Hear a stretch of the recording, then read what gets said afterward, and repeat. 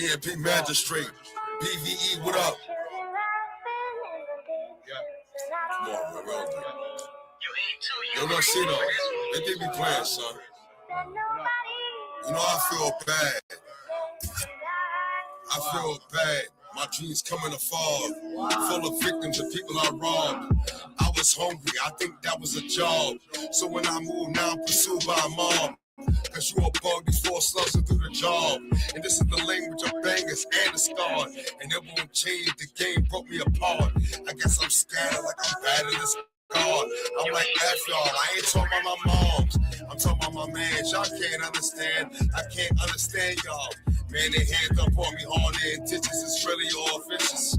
Protect your home and guard your chickens. Yeah, me, so I walk alone.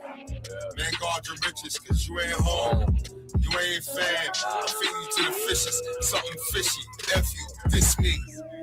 All I can do is pray for us. All I can do is pray for us. All I can do is pray for us. All I can do. All I can do is pray for us. All I can do is pray for us. All I can do is pray for us. All I can do. God forgive me for my sins. And if I violate, I'm only trying to win. I try, but I don't do enough for my kids. Frederick, you on the money with the mic. You messing up my session. Let's link up, my G. We all about progression. No game, but we stars. Here we manifesting. Gotta make mama proud. But we with the snake smoking loud. Niggas still breathing. I had to break it down. Take your time, youngin'. Life too slim to be thuggin'. Gun nice, but I bet you ain't nothing. Probably wanna pop me. Chill, chill. I know this road rocky. Real deal.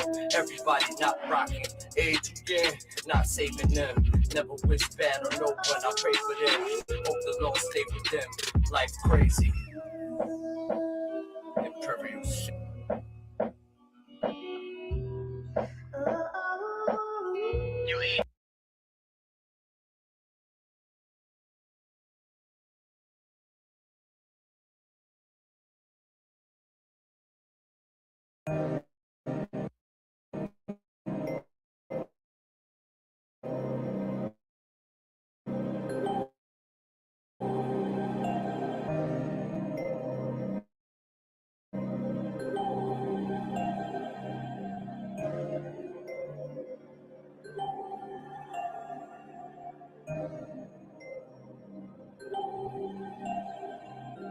This is an MP13 production. We in the streets every day, we sin and we pray, trying to find a way to survive, even though we wild. We think about our fam all the time, need to find a way to make it right. We in the streets every day, we sin and we pray, trying to find a way to survive, even though we wild. We think about our fam all the time, need to find a way to make it right. That ain't nothing but the truth. Facts. Gotta do what you gotta do. Kids up forever and my mother gotta move. All I need is bud and a fresh pair of shoes. I'm nowhere next to lose, lost already, dog. Only choice improved. I make my own, so why bend the rules? I'm trying to bend the blues. Dead presidents, all up in my pockets irrelevant. Better cop you some land instead of copping all the liquor so you could be the man. I can give a damn. Better buy you some water and buy Pampers for your daughter. Fresh to death but can't pay bail. Said that was your brother, but he not living as well. Loyalty test, man, you fail. You late like mail, in the back like tail. Your mind too frail, you not a survivor. Reach for the sky, we going higher. We in the streets every day, we sin and we pray, trying to find a way to survive, even though we wild. We think about our fam all the time, need to find a way to make it right. We in the streets every day, we sin and we pray, trying to find a way to survive, even though we wild. We think about our fam all the time, need to find a way to make it right. My family had me thinking my anger towards them was insanity. This man in me questioned me, the stress of me, the fights and the arguments took the best of me. It led me to the streets. Everybody I see is a fiend, either for green or tan. What happened to that white man? Aight, man, I done had enough. Dudes I robbed, I snuff. I grew up in the park. I like them kids, but they ain't have no heart. They never got locked, it made me suspicious. Women telling everything the game is being played. They want me to be a victim. In a New York minute, I stick you. I'm from Flatbush, Brownsville, Brooklyn. AKA Brooklyn. I got socks over my shoes, I'll shoot you in flight. My death to my family if you're real We in the streets every day, we sin and we pray, trying to find a way to survive. Even though we wild, we think about our fam all the time. Need to find a way to make it right. We in the streets every day, we sin and we pray, trying to find a way to survive. Even though we wild, we think about our fam all the time. Need to find a way to make it right. Need to find a way to make it right. Need to find a way to make it right.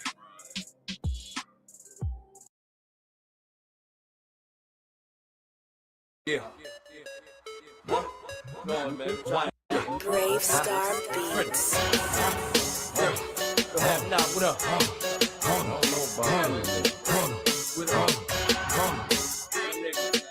Alright, Ben, stop that rapping, but I'ma get back to the action. Some niggas far-fetched, I don't know what they be rapping.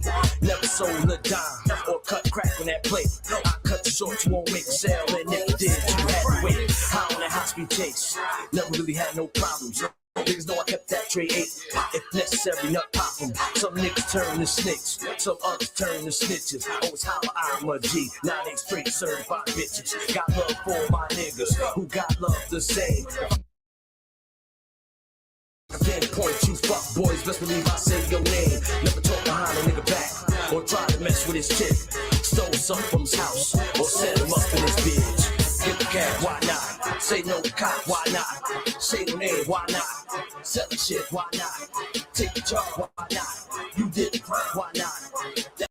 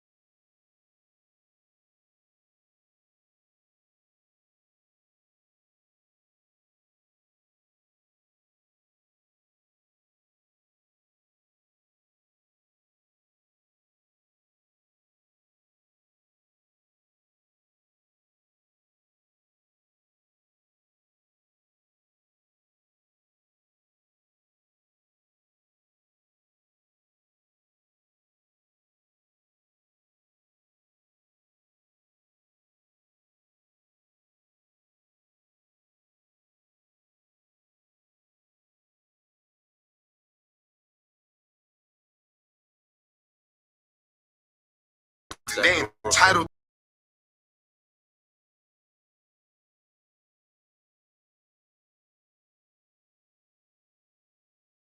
thugs, we ain't scared to breathe and slug, so don't approach us. You don't know us, so don't approach us. You don't know us, so don't approach us. You don't know us. The disease of thugs, we ain't scared to breathe and slug, so don't approach us. Cause you don't know us, so don't approach us. You don't know us, don't approach us, man. This is VE, baby, yo, set it all straight. We got that heat rock, real shit you can't fake. There's villains everywhere, ready to chick your face. And if you blink, and we snatch your ice tray. There ain't no nice days, we watch for DTs when we cop that D. Niggas post up on the block with a key, cut it down to 20s. They got some in the stash, the jeans and they sleeve. Please, been thorough, learn how to survive up in that jungle. Hand-to-hand hustle, I never sold the cops, I know about the drug jungle. I got aim, nigga, think this slug won't touch you. Knife might plug you, these kids might snuff you. These streets don't trust you. Games get played, niggas get gully for real, even dames get slayed. These days we talk money, what you saying is lame. I can tell you how it is, son, let me explain. It started from catching Vicks right on the D train. Now niggas catch bricks and they leave blown brains. That's why I'm living, because I know things. The disease of thugs, we ain't scared to breathe and slug, so don't approach us. You don't know us, so don't approach us. You don't know us, so don't approach us. You don't know us.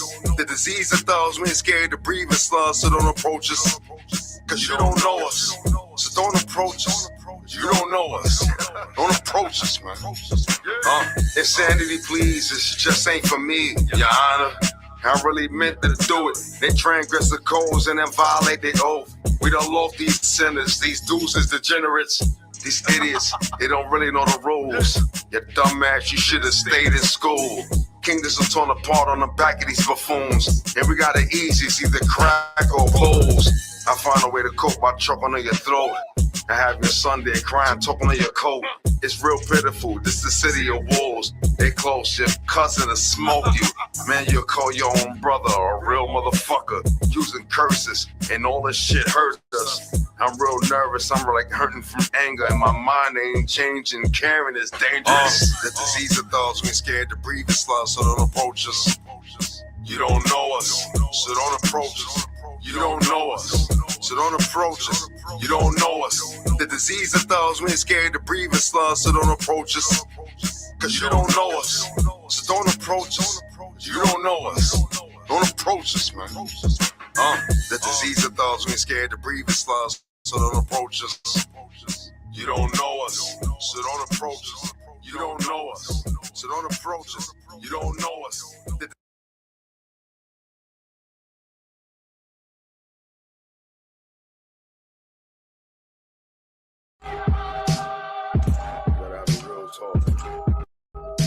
Facts. So I'ma talk to you. We gotta talk. They call me Magnus with the mind of a panhandler. I come to everybody with a handout with a hammer in it. A black apple. Y'all think my dad done did it. I know some of y'all smirking, but you really think I'm kidding. I've been predisposed. This in my DNA forbidden. I threw away DNA, away with the mittens. I played with the DA and I played with the feelings. So I got railroaded cheese sandwiches in the hellhole. But now these dudes are scared to death, they're praying to get home. But the violence is rising, these seals will take your soul. Some 6'9", they got an arm to crack your spine. Some say they'll pop off from right down the line. You weak on your swing, but you gonna do with a real iron. A real good recall to just bore your whole eye in. Matter of fact, a hard smack could put you back in alignment. Your sight will go black, I call black enlightenment. Come crash for the hope, we call it a real clash of titans. He said he don't like us, but mimicked us. This idiot biting. Don't you know you uninvited, so ask for permission. Ask for a hearing, we don't hear you. Let me talk to him. Come here, man. Let me talk to him. Listen, I need mines out with the okey doke, Combing in the Poconos. You wanna cuff that bitch? Yeah, I let it go. And that's the type of shit that mess up a player's flow. Only a leader in this bungalow. Eat anything that look like food, hungry flow. You wasn't there when the pressure was jumping off. You frontin' no. Go ahead and sleep. Now we got the muscle. Oh, chill. Nah, I ain't poppin' shit. Just letting everyone know this is EMP. We got this. Unbelievable creatures like this. If I talk, you know it's all profit. Your homie, you all see through. Straight stock. I run my life to make my own options. Make them dudes change their mind. If I let off this damn rocket, big barrel shit. Shots look like fucking comics. And I don't start shit, but gotta finish the problem. What the fuck you gonna do? I already met karma a few times. Man up, yeah, I do mines. Be careful nowadays, it got to look. But they don't do crime. Just don't throw your life away. Learn in due time. Just don't throw your life away. Learn in due time. At 17, sitting on 17. I had a click, but with Marsh up a nigga just like some collard greens. Had a convo with mom, told her some real shit. I'm being followed by this all black pit. She said that's double shit. Laugh about it, then got back on the money. Cause that's the shit I'm on. Ripping the chrome, feeling like Bronson on some death with shit. I'm thinking though, if God got a nigga, so what? A week before, if it's my time, it's my time. I've been ready to die. I politic with these niggas, give them something for the real. Know your mind and your soul, but they try to kill. But if you ain't with your heart, you hit your target for real. Talk to him. Nigga, I talk to him. Just let me talk to him.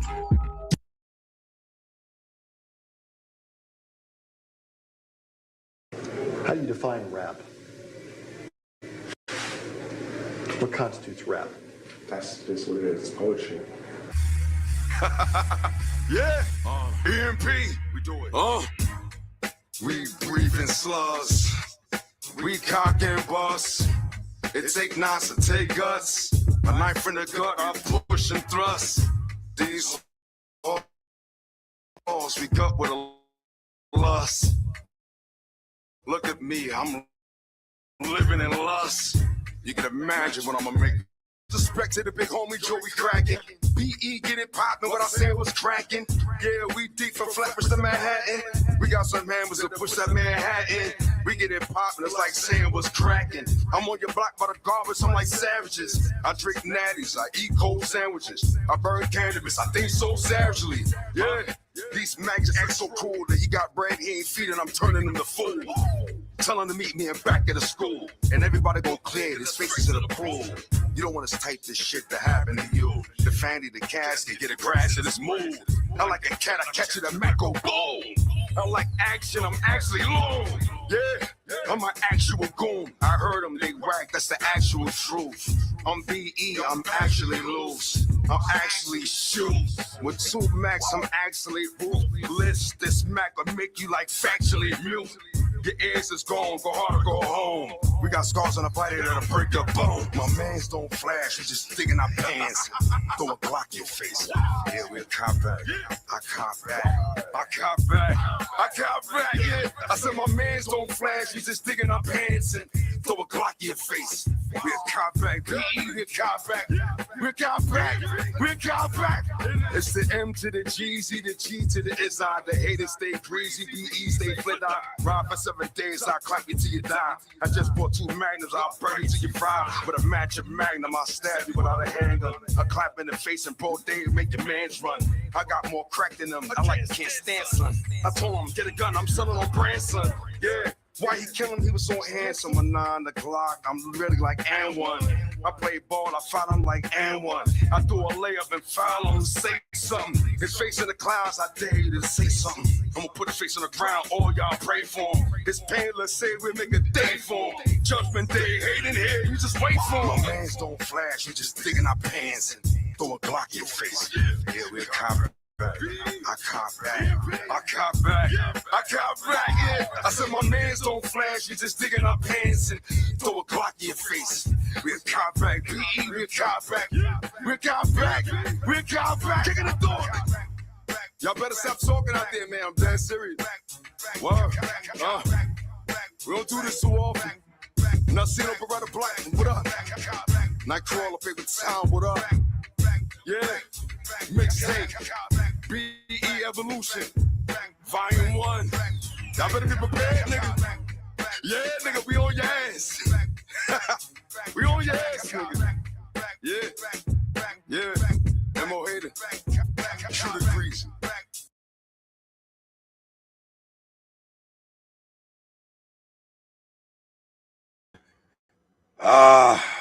Here we go. Welcome to Feelmore, y'all. Bring on my 2 co-hosts.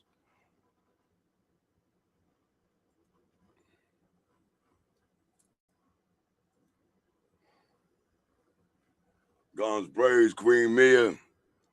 Welcome to Feelmore. Yeah. Empire's Magnus O'Hayden, Queen Mia. Guns Yeah, Blaze. what's up, y'all? What she said? I said, I owe you, up. Mr. What's Magnus up? and Miss Mia, a huge thank you for showing me the how to have no mercy. That's an excellent thing. I was about to go into something about that. Okay, no doubt. And my feelings, you more than welcome.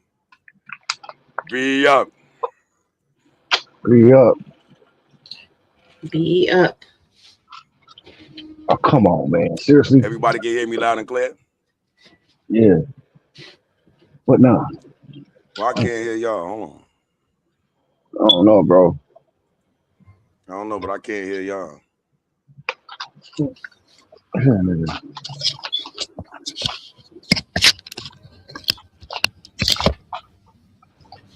So that's 4. We even, right? All right. All right, y'all hear me now? All right.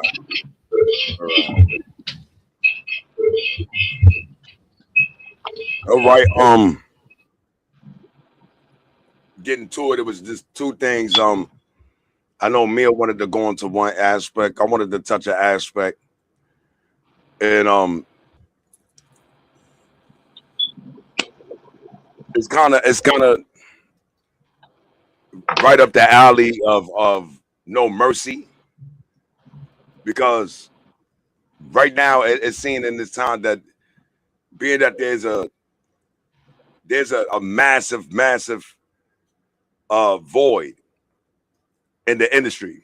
There's a massive void in the industry, and the crazy thing is, it seems like everybody's trying to get a hold of that. You understand? Everybody's trying to get a hold of that. People are using almost any and all type of tactics, right? And I got to be honest, everybody can't go. All right, everybody can't go. And the thing is, number one, there's too many things that's lacking here. Consistency, a serious form of consistency is missing, right? And I actually don't think that a lot of people is actually cut out for the journey. You know what I'm saying? So what I'm really actually saying is there love in hip hop?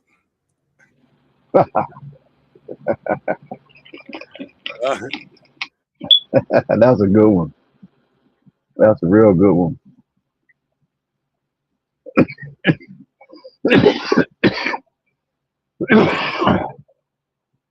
What?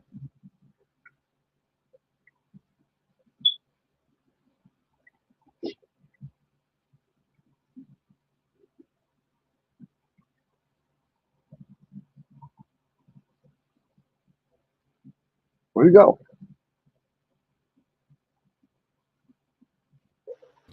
Guess we're having some technical difficulties.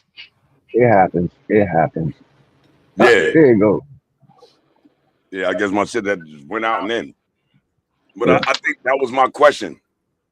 Is there love in hip hop? And should we care? Should I care? Meaning, look, being that I'm on, and it's about to take a whole nother level to me. It's strange how everybody on it. Now they're gonna come and grab the ladder.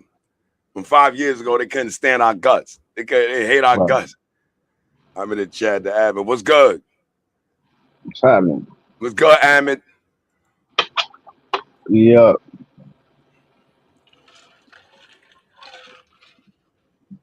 Is there love in hip hop?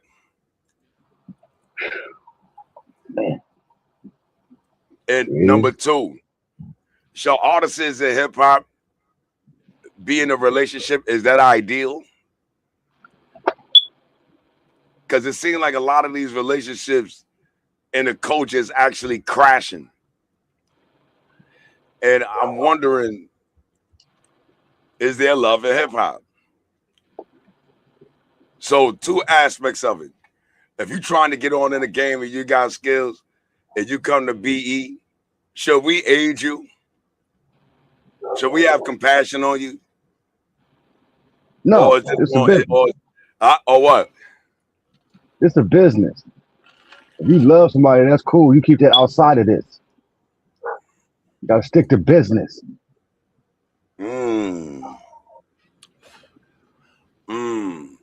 You want that love face outside of this. Yes, yeah, keep going. Yeah. I'm just saying, you try to see most of these cats out here. I know you want to get on and everything. You got your significant other, trying to find one, but you got to keep that to the side. It takes your focus off and your drive, because you're thinking about them other than what you need to pertain it to. You're thinking about the topic at hand, your business. Be about it. Come on now, y'all clashing this shit. My shit can't go right because you thinking about her or this nigga. Come on, man, stick to business. You want to think about them? Vacation. Until then, handle BI. The fuck. You know, it's so crazy that you said that, because it seemed to me like you speaking in regards to how you say that professional, how you said professional procrastination, right? Professional procrastination, because the thing is, why? All right, watch this. If you come to an independent label, what is you actually expecting when people don't know how to understand business? This is a process. Remember what we was talking about almost a couple of days ago? Us, a lot of times you see these companies pop up and they be like, yo, we've been in business since 1978. We've been in business since 1965. You know what I'm saying? These people almost took 4 decades to build a business up. Almost 40 years to create a legacy. Almost 40 years to become $1 million respected company. Now, the thing about it, that's more dedication and consistency than I ever seen in my life. We got Bob Ferguson up here, Brooklyn Empire Vice President. Yeah, that's my dog. Be up. What?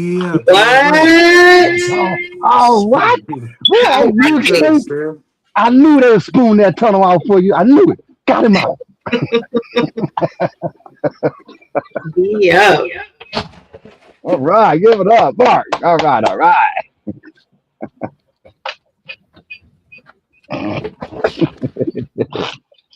All right. But yo, you know something, and I think many of us go through the same thing. Now, a lot of motherfuckers that doubted us, in the past, you know what I'm saying? Like, and now we thinking about the business aspect. But don't it look like from an outside view that we'll be moving exactly the same way the industry was moving? Oh, we're not the industry. Right? Because if you think about it, if we taking the same protocols to protect the integrity of Brooklyn Empire, the industry looked the same way. We ain't talking about what's gonna happen behind the scenes, but when you become a brand, it's a difference. So how we gonna sit here and be like, yo, Brooklyn Empire is not just a label now, it's a brand. We gotta protect our brand. You know what I'm saying? And so don't it look like, yo, well, these niggas acting like the industry now. They acting like the industry now. How we acting like the industry? I guess we all have the same understanding when protecting the brand.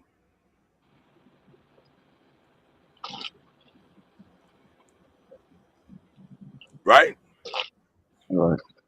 Now, if it's going to take 10 years, 15 years, 20 years to put to edge the brand in stone, how much dedication and commitment and consistency you think we got to put in for that? A lot. How many people you think gonna sit here and really have the patience, the perseverance, and understand the vision and know what's needed? Right. I don't think a lot of people are built for that journey, and that's why their careers sink fast. They sink fast, even though they got the talents. But should we give them a shortcut? Nah, dog. I ain't giving nobody no fucking shortcut. Fuck they. We ain't getting no shortcut. You know what? I think the biggest problem that we have as BE anyway, is that, like somebody said, we put that work in. For the last 10, 11 years, we really put that work in. And now to see people coming out of the woodworks or stuff, you have to question everybody's motives now. Is it a genuine motive? Right. Or is it because they see where we at and now you want to jump on and make sure you can ride the rest of the ride? That's like I done ran the whole track meet and we get to the very end and right before you cross the finish line, you want me to hand you the baton and now you going through like you've been there the whole time putting in that work. Right. That's my point. That's exactly my point. So that's why people it's not hard. I mean, not easy to get into BE. As a matter of fact, BE is really locked. And when I say locked, these are the people that's been here through the sweat and the tears, not just the now, when all the labels hitting us up and all these different things. We've been there when we went to shows and performed in front of one person. But we still got on that stage and pictured a crowd full of people, a big auditorium and a hall full of people. That's what we perform like, even though it was one or two people there. That's going through the struggle. That's going through the struggle, baby. So it would take a lot to get into this tight knit family at this point for that main reason. Yeah, we have branches and people, all of a sudden, like I said, people coming out the woodwork and everybody is he-ho. But nah, it's not that easy to get into BE. We've been through that struggle. Yo, I don't think that the gravity of the, I think sometimes people fall into two categories, right? Right. Like one category is the people that pop up and want you to pass on the baton so they could go run off and you done ran the whole race. You understand? And then I think it's the other set of people that's really been dedicated, really been consistent, really been looking for that team, and they've been looking for years. You know what I'm saying? And so many people have fucked them over. Black Mag, not to really, I'm not cutting you off, but to add on to that, you just described how me and you met. That's how I was. I was about to just say, I'm done with rap. You know what I'm saying? I'm doing all this by myself. I'm almost coming close to death trying to get to shows and ain't nobody helping me. Motherfuckers see me on the highway walking, honk a horn and keep going. But I still stayed in it. And like Mia said, I done did shows where it was only 2 dead spiders there and still pulled it off. I seen when I'm gonna finally get there, I'm not gonna stop. Why? Because BE ain't no quitter in us. You see what I'm saying? We're gonna start something and keep going and set flags for other folks behind us to keep going further than us and way better than us. Rewind that and play it again. And you gotta get that. See what I'm saying? I'm smacking y'all with knowledge from here till death. That's what's up. I like that. I think you got to listen. You got the how you said you got to pay your dues. You got to pay your dues and understand you're gonna earn your stripes. It's easier with us when we're in the streets. You know what I'm saying? Our street cred, it was just a situation at a time. But the difference is, we moved on our own time. You know what I'm saying? In the streets, we moved on our own time with the work, or we did this, or we did that. You know what I'm saying? We was hustling, we striving. But then when you get a whole host of people together and sit there and say, yo, this is what we're going to do. A lot of individuals will be hyped for that moment, but can't see the journey and don't know what's going to come with the journey. Yeah, when hard times come, niggas going to start jumping ship. Yes. Yep. Niggas jump ship in a minute. I can't take it anymore. Like the Florida sinking, I'm out of here. I can't you know something? Be up. Now, and I'm gonna tell you, I always been this type of dude, right? That any people I came across, because I grew up with a different type of breed of men. You know what I'm saying? I grew up around guard bodies. I grew up around 5%ers, Nation of Islam dudes. I grew up around the thugs, gangsters, drug addicts from here to the moon, right? And now when you want to do something positive. I've always been that individual. Like, I don't really care what you're gonna say out your mouth, because within this month to the next month, and you don't show and prove what you was talking, you already lost stripes for me. You ain't got to worry about me talking. You already showed me. Yeah, See? no action. Ain't no action. You just a bunch of talk. You like a pimp. You understand? You like a pimp. You give me a whole bunch of talk and show me nothing. You understand? You like a salesman. Or a politician. Or a politician. Talk me to death and show me nothing. See, back in the 5% days, that's what we used to do. You know what I'm saying? We throw a whole bunch of rhyme, guard, bomb, but throw a whole bunch of words at a nigga face and nigga dumb as a motherfucker. You know what I'm saying? Yo, yeah, it's 3.186,000 miles square planet Earth. All right, well, why you can't take that math and know how to pay that rent? Why is your kids running around here all fucked up? You see, I don't care about none of that shit. That's why I say, yo, look, I'm going to sit here and I'm not going to say a word and I'm just going to watch you. Right. You are what you do. You are what you do. And you feel what you think. You are what you do. To me, you fronting. Because when it comes to time to put this work in, that's when you see everybody turn into the Matrix. You see they turn right into the Matrix. No, you can't find these niggas nowhere. The niggas just turn right into the Matrix. You know what I'm saying? Yo, what happened? Shit ain't manifesting. Why? Because you was fronting. See? But what you was fronting for? What was the front for? So I said, is there love in hip hop? Now, if a man gets to the stage like Nas or Jay and Big of them niggas, and you start hitting the industry like that, now I can understand. Hold on, she said many times I wanted to just give up. I'm still moving. Have an interview next week for a real movie deal. Monumental stuff happening. The world will know what I still hard for. Legacy. My daughter Grants. See? But it's not gonna see, it didn't come for you not sitting on your ass. No matter what Mag said. That's why I know I'm gonna say some shit. There's a lot of people that's gonna rub their shoulders. I'm gonna fuck.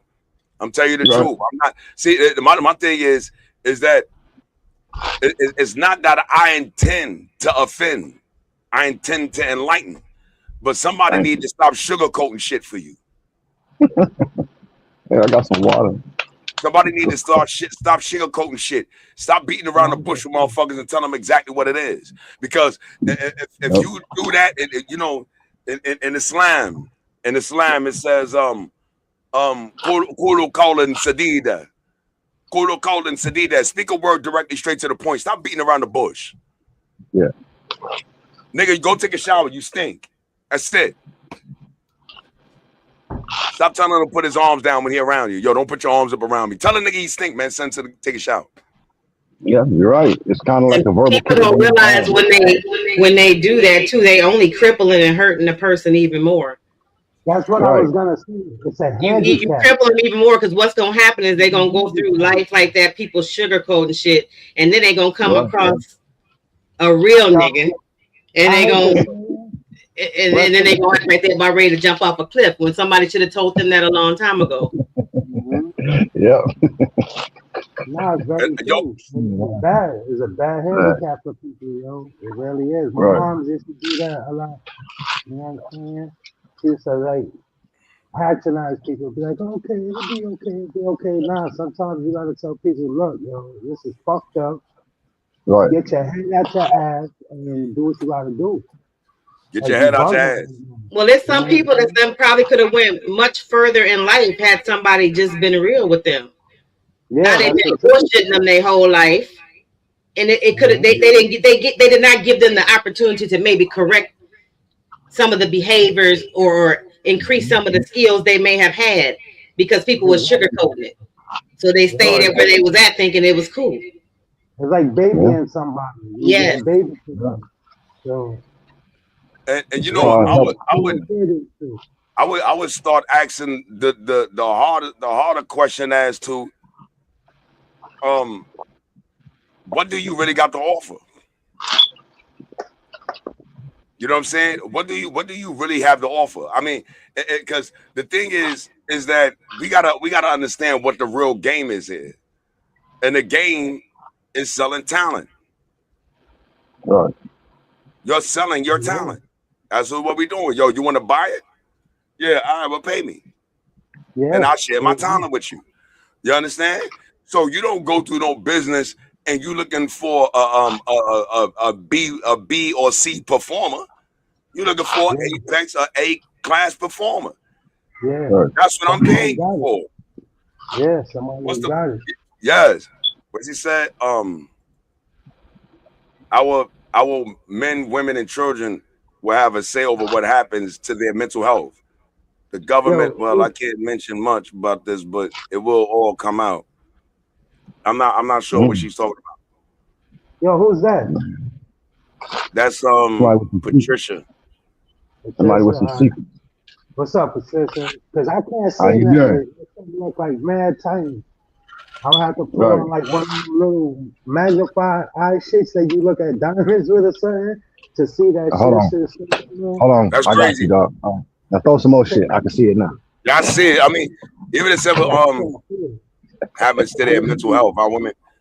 I spoke about mental health almost 2 days ago. But it was in the same thing because a lot of people don't, and that's a good thing she brought up, that we do have a lot of people that have talent, and the industry has them, and they got mental health issues. Yeah, they do. Right. You know what I'm saying? The ugliness of mental health does not show on your person. He could be the handsomest, she could be the prettiest, and you don't even know they got some serious issues. Right. You understand? So I think everybody got a little mental health. Everybody got, in some way, shape, or form, everybody suffers from a little mental health issues. This is some people that's on the rectum scale is off the chain. Yeah. No, I kind of. I say. By the way, most people that say that they don't are the ones that do. I say this, right? When we talking about look, when we talking about mental health like that, even within the game, right? Right. All right, but watch this. Y'all never heard the word, we always use it. It'd be like that person is a pathological liar. Yeah. All right, so what's the difference between a person who's a conditional liar and one who's a pathological liar? See? Damn it. See? So now we may if I say a pathological liar, this is a sense of mania. This is a mental illness. Yeah. A conditional liar lies on conditions. Yeah, you choose to lie about shit. Right. The other person can't help lying. They can't help it. Yeah. It's fantastical. It's a disease to them. Yes. And another form of pathology within lying is exaggeration. Yeah. Over exaggerating. See? So you didn't really want to tell them what really happened, so you added to it. Yeah. You made it into a movie. You made it look good. A movie. Yo, the bullet hit the wall.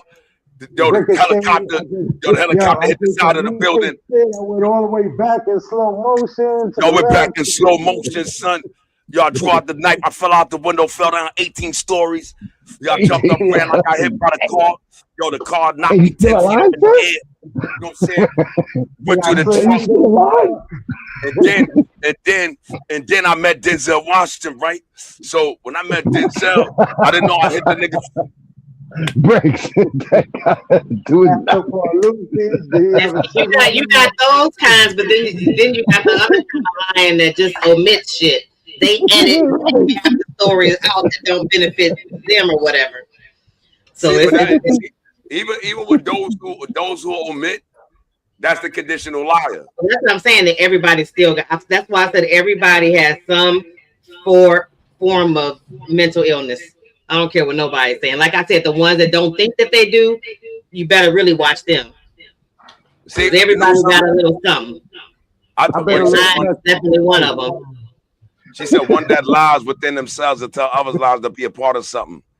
People, you know something? Look, if you go for a job interview and and they say, have you ever been incarcerated? You be like, no, you lied. I can understand that. That was a conditional lie to get a job. Right. But the problem with that is going to damage you in the long run if they do a background check and find out that you did. Right. So the reality of the matter is that you did more damage to yourself trying to get something by fabricating something when you should have just told the truth. Right? Yeah. Number two.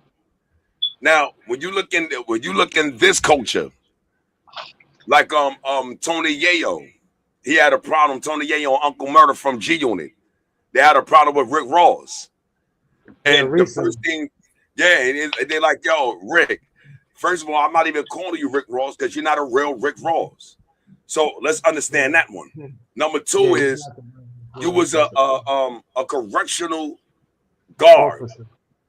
Now, see, the thing is, we're not mad or upset or disgruntled or dissatisfied that you was a correction officer. What we are questioning is that you coming out here now and acting like you've been selling keys for the last 20 years and you've been a millionaire for the last 30 years and your man's is serial killers. We don't believe you. Right. You need more people. You need more people. You need more. So this exaggeration. And number two, how you robbing banks and committing all of these murders at the same time with all that time in the studio? Ooh, explain, please. CIs. That's why they CIs. Oh, stealing another nigga's life. All right, so what you doing? You an empire. You took a whole nother nigga life. Yeah. That's why when the real Rick Ross came home from jail, he told that fat nigga, yo, change that right now. Change that right now. You took my name and my nigga, go change that right now. You understand? Yeah. But I'm gonna also tell you something this though. Because when we talking about the culture, right? Right. When you're talking about the culture, imposter syndrome. Is lying acceptable? Yeah, that's real. That is an imposter syndrome. You ain't lying. They let it be today. See, all right, now watch this. I wouldn't say, all right, if I rhyme about anything, something I seen, something I did, or something I went through, right? Or I will do. Right there, yeah, I was right there when it happened. Right. So it's either something I seen, something I went through, or something I will do. You see, and I got proof for what I will do. You understand? Yeah, so I can't talk in the form of exaggeration what I would do in the future, because I stay in that type of state of mind. So writing about it is easy. Now, what I'm looking at, they get AO Days be up. Now what I'm looking at is saying that in this thing of hip hop of ours, when did the credibility or the integrity of the artists become obsolete? It became obsolete because niggas started selling their soul for that bag. That's when it became obsolete. They didn't make music no more about for the people or to educate the people to their struggle and what's going on and the oppression and fucking economically being taken advantage of mentally. You know what I'm saying? Like they were like, look, you trying to get out the hood, we'll do anything. Give us the money, you can have everything. You can keep the song. Years later, that song is worth millions and billions of dollars. And that artist don't even get $1. And they get like, don't even get $1. You know, you don't even get, he might not even get 5 cents. Depending on how you see it, how they did their deal. You know what I was looking at too, especially what you saying that, is that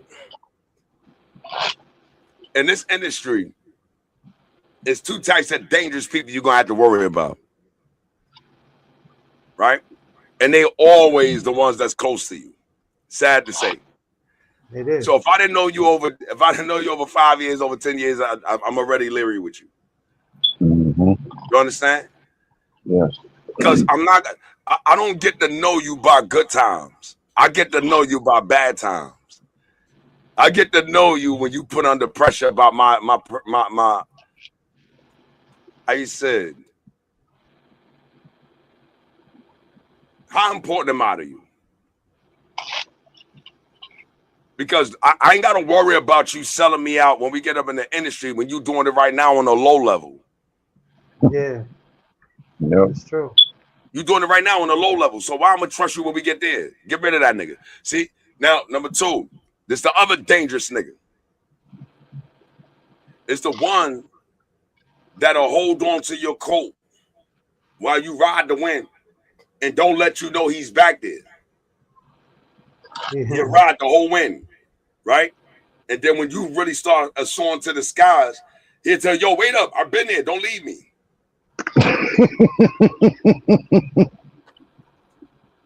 He said, I've been here. Don't leave me. Wait, where you going? Don't leave me. I'm coming. I'm there. I've been here the whole time.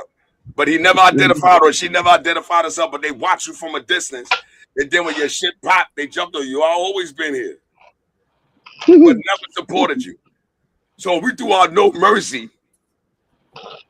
We said we talking to you niggas that been riding the coattail for the long like we didn't see you.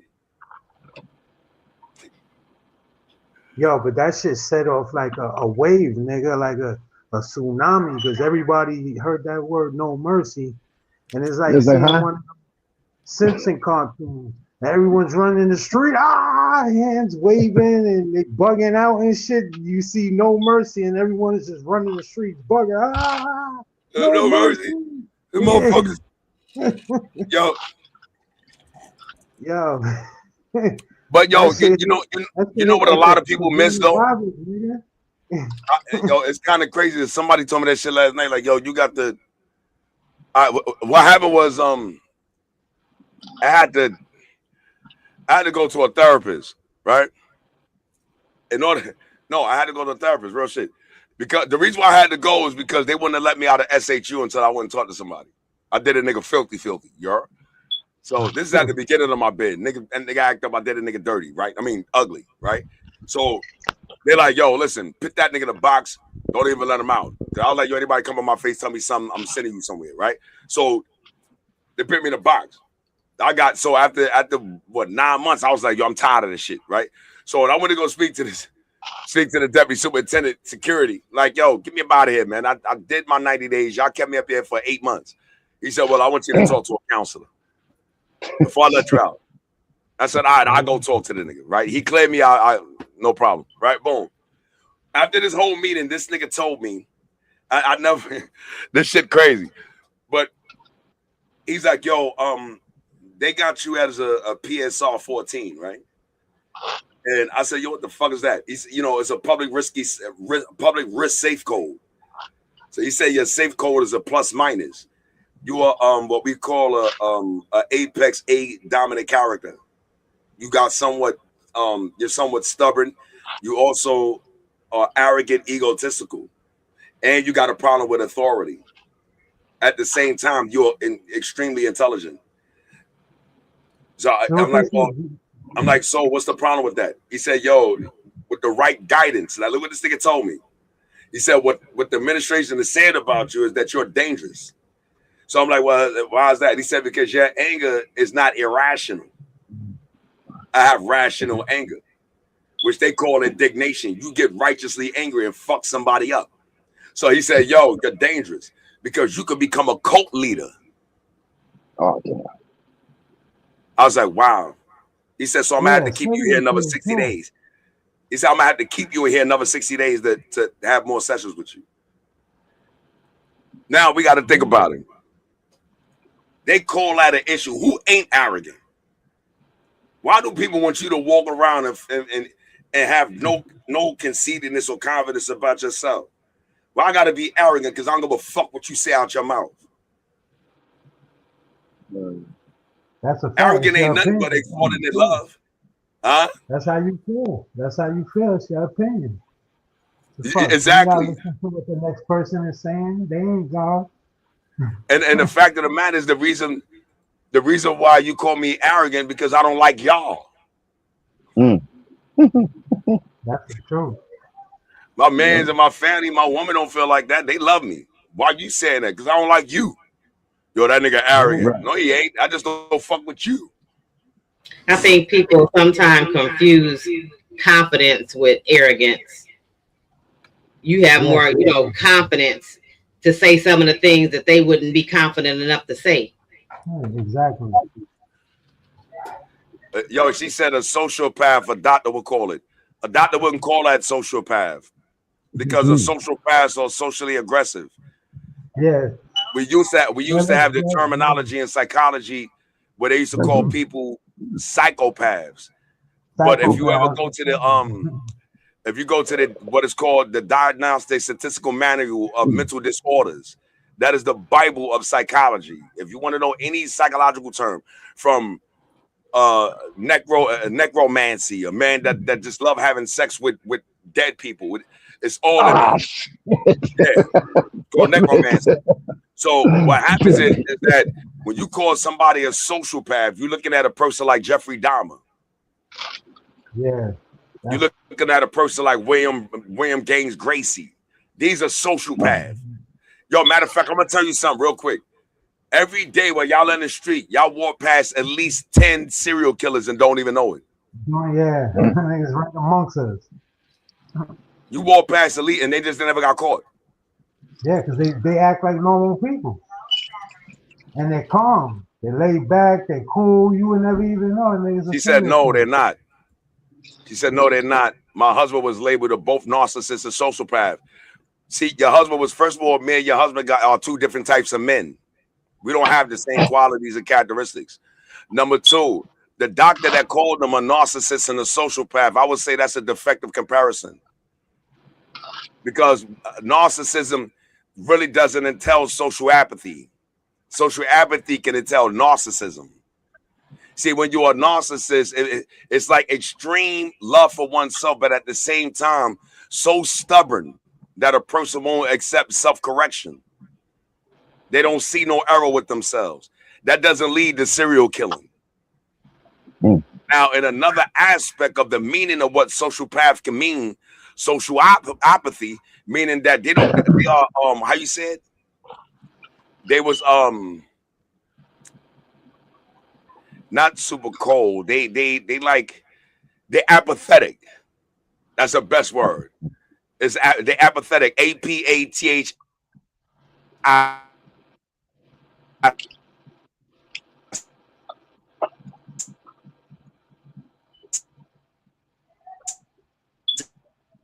They're apathetic.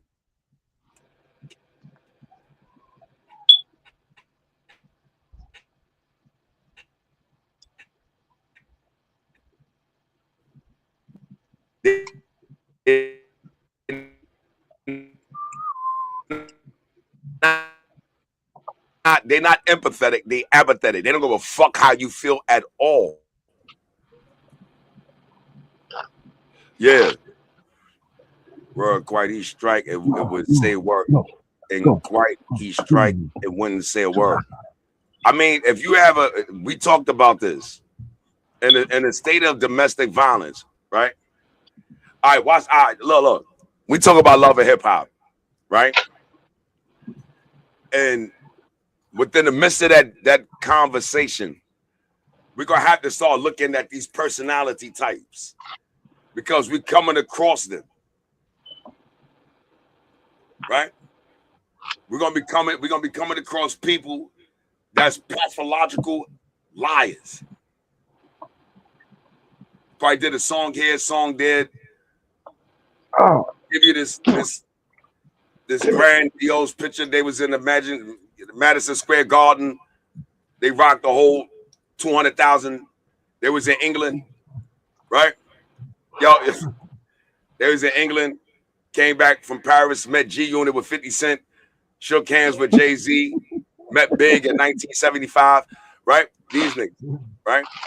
So anytime when you in a game like this, that door is open. So many may have the love, like, yo, I love the movement.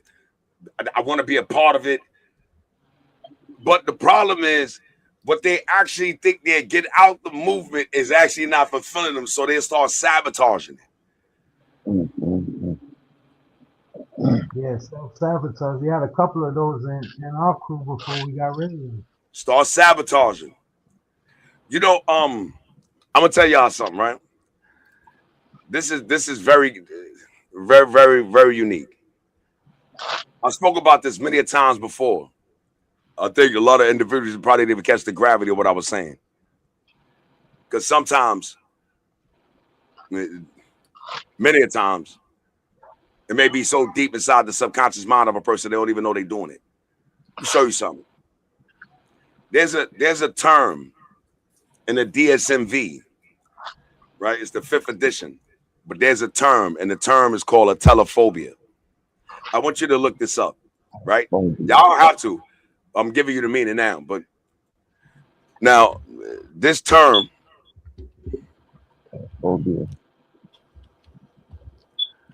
a telephobia, what it actually implies is that you could be with your man or your girl, any of your people, and you'll start to see the pattern and don't know why. Y'all get together. Now y'all doing music. Y'all doing a couple of shows. And y'all probably got some shit really popping. Motherfuckers probably looking at y'all like, yo, y'all need to come back an hour. But if you don't see the pattern that always happen with these particular people, you will never know why.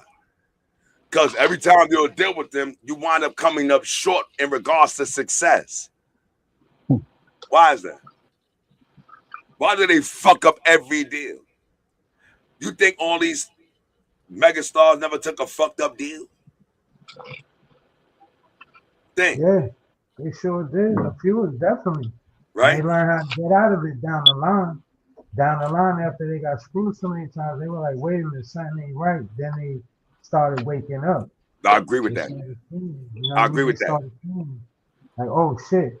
But by then, they already lost millions and millions of dollars. So, yo, you know what she I agree. Yo, she said, my plan is to help all individuals to have a voice. Doctors today speak for us. Well, that voice would get you in prison without even doing a crime. That's why doctors don't speak for me. Right? And number two, I'm not helping anybody no more. Jesus tried that. Muhammad tried that. Moses tried it. Patrice Lumumba tried it. King Selassie tried it. Jesus tried it. And they still out here raping, killing, murdering, lying, fighting, sucking, fucking, ducking everything on the planet.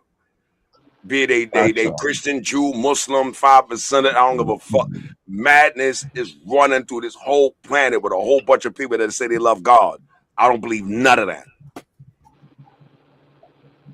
If you could drop a bomb on a whole bunch of innocent people, you better not ever speak to me about no damn Jesus. I don't want to hear it. So the first thing I'm saying in my mind is this. I'm not here to save the fucking world. Everybody that's going to be coming to us is going to be chosen to come to us. Yeah. They're going to be chosen to come to us. See, because the thing is that right now, you got to understand something. You can't, I don't want to discourage you, Patricia. If that's your heart desire, I'm with you on it. You know what I'm saying? I support you 100% with your heart desire. I'm saying I gave up on that years ago. I gave up on that notion to heal the world. We are the world. No, we ain't. No, we ain't. This nigga can't stand my guts. This nigga is envious of me. This nigga jealous. This other nigga want my girl. This other nigga want my life. This bitch over there want to shoot me. All time. You understand? And the creator ain't got nothing to do with none of this. So all these motherfuckers hate a nigga they never met in their life. I don't get it. Yeah. That part. Y'all help those who help themselves. A place where artists can be heard without judgment. That's where Brooklyn Empire is. You see, I don't even think that, see, the nature of the culture was never based on what people was going to like or what they didn't like. That's why we said the fuck what we want to. When they was calling our music jungle music. See, it's a difference if you listen to an artist like Mac Miller, may he rest in peace. right? When he was up there and he did the song being addicted to pills. See, hip hop was it's our scream. I'm crying. We're crying. Right. You hear the frustration in our energy. So what they had to do to the culture, they had to dumb your dumb ass down. We need some niggas gonna get out here with some purses on, with some tight jeans on. Oh, We're gonna put damn. $100,000 in their hand. These are the puppets. We're gonna put the guns in their hand. We're gonna let them see all the booty holes in the world, right? So you walk into a strip club, it smell nothing but all you smell is Crown Royale, Henny, and booty, right? That's all is in. That's all you smell is Crown Royale, Hennessy, and booty holes. So that's all we want you to do. We want you to stay there with that. So we're gonna make the music much more slower, much more with a rhythm. So the drunker you get, the more inebriated you get, the more you lose your mind. Right. Hip hop has been used and it has been weaponized. Yeah. Yeah. So when we say about the culture, what's the difference with us and the culture? This sneaky What are you using the culture for? Should we go for the bag?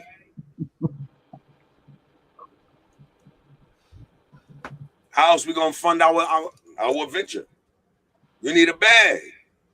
Everybody. One day I may have to take a crooked deal. One day I may have to compromise on a deal, just for the greater good of what could happen. Yeah. See, you want to know something? It's what your integrity is, though. What bag do you want?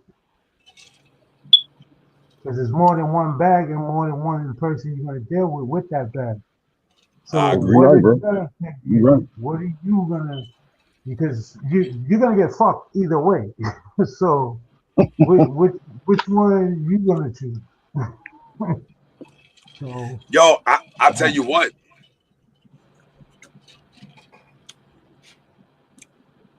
I agree with you on that. I would like to add a difference. That nigga 50 said, I got $1 million out the deal and I'm still on the ground. Right. Chameleon signed with Jeezy. Jeezy gave him $3 million. You see me riding, you see me rolling. They want to get me riding dirty. They got to get me riding dirty. They got to catch me riding dirty. That's Chameleon. You know what he did? He blew off of one single.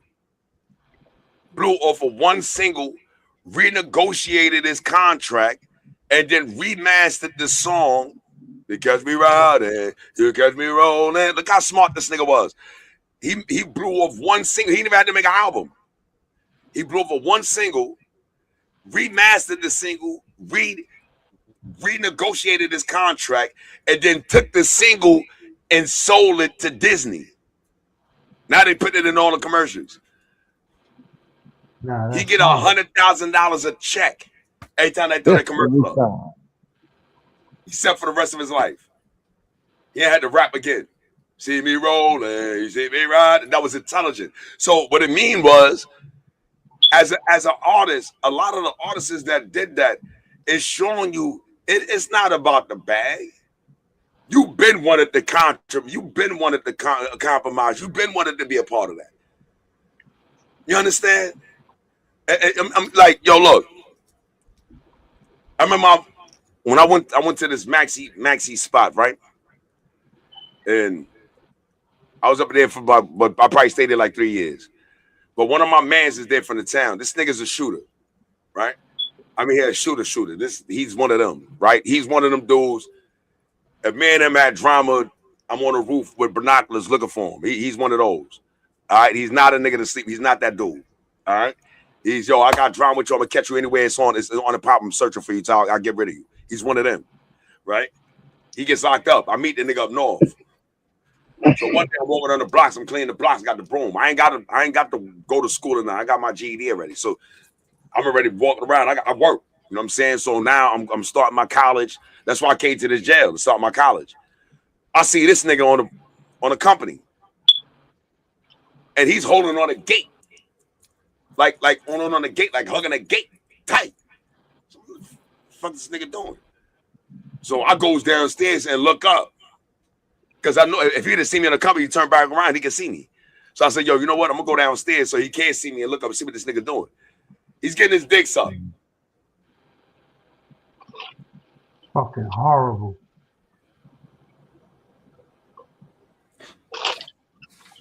Damn shame. I call a hood. Niggas a move. I call niggas in the hood. Right there. Went downstairs, picked the phone up. Yo, son, y'all niggas won't believe what I seen. This nigga up here getting the dick. Damn. This is y'all man? This y'all man, the shooter? He up here with these boys, son. What's happening? All of y'all niggas like that? Fuck you talking about? Yo, son, he up here getting his dick sucked by a boy. You tell me. There's some weirdo shit here. We'll never know. So they be like, yo, nah, that's just jail. There ain't no jail. That been in him. That's just jail. The fuck? And I ain't got nothing against, listen, I ain't got nothing against the LGBTQ alphabet community. That's your business. But what I am showing is that this man in front of us for almost 20 years of our life portrayed his character. Now, your sexual preference has nothing to do with us, but it does impact our perception of you when you portray one aspect of yourself, which is not you. Yeah. Yourself. That's what we got a problem with. We ain't got a problem that you into boys. That's your thing. They ain't got nothing to do with it. I ain't fucking with you. I ain't into that. Right? You know what I'm saying? So if you want to do it, get a bunch of business. You got to handle that. You got to handle the stigma that come with that. If you don't give a fuck, I mean, this nigga's a shooter, but go ahead. Who gonna tell him anything? This nigga stab you to death. It's just like Alpo. What you gonna tell Alpo? He ratted on anybody, but he a serial killer. And he a rat. He a rat serial killer. Nigga kill you and tell on you. He'll kill you and then go tell on your mother.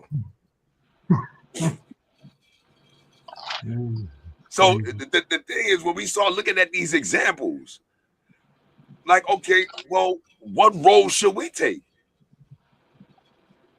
Now I got to be under stated criticism because I got to be I got to be deal with extreme scrutiny.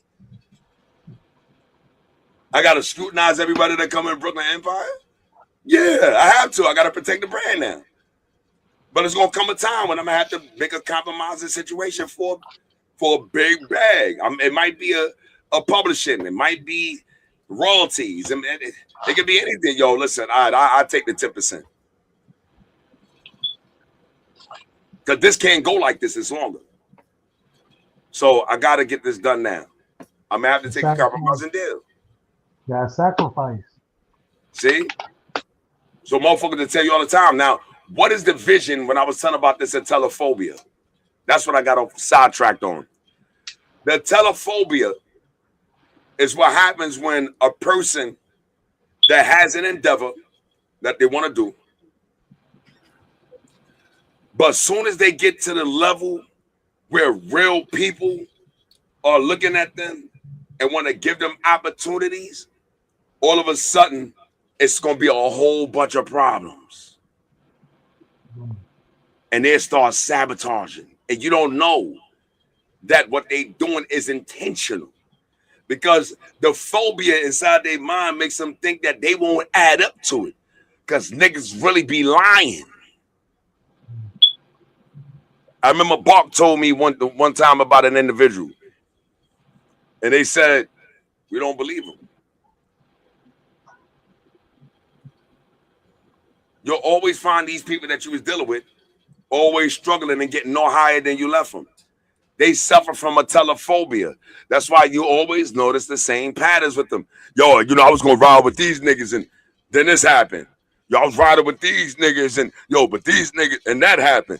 Yo, I was riding with these niggas. They took me over here, flew me out to London, came back. Yo, and then this happened. Now I was fucking with these niggas. These niggas took me to Ghana, came back, rocked the crowd, and then this. Why you ain't there yet?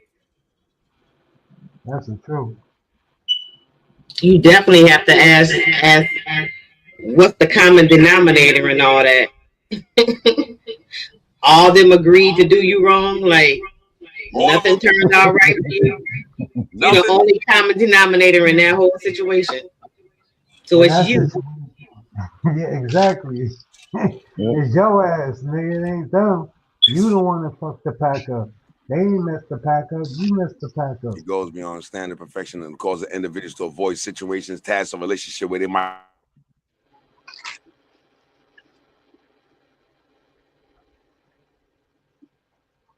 Wow. Okay. You know magic. He's a Like this on Houdini shit, you disappeared on us. These words is mad small.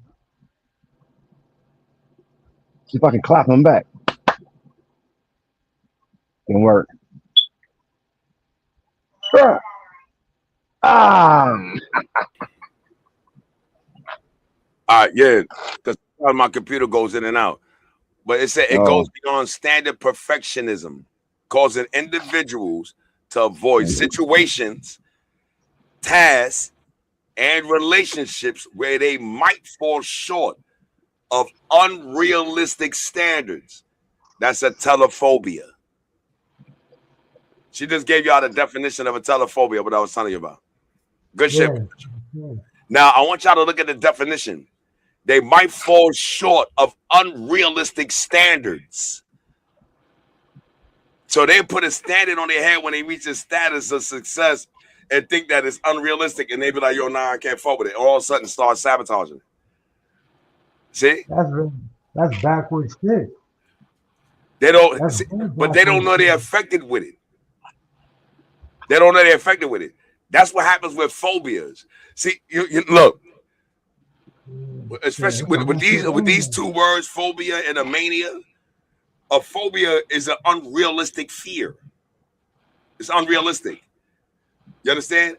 Like if I said I had, they say, well, he got celestial phobia. What's celestial phobia? I'm scared of lightning. I don't know why.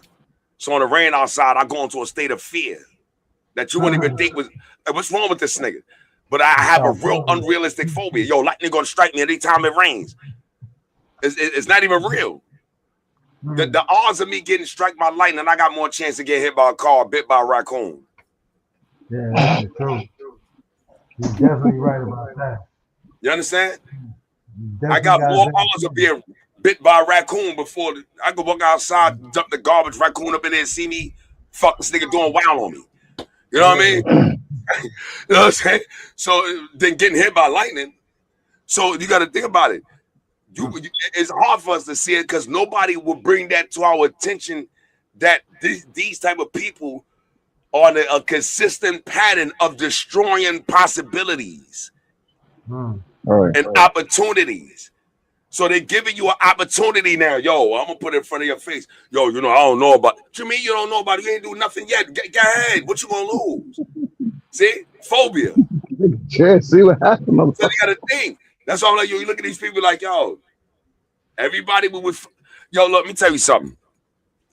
In the last 20 years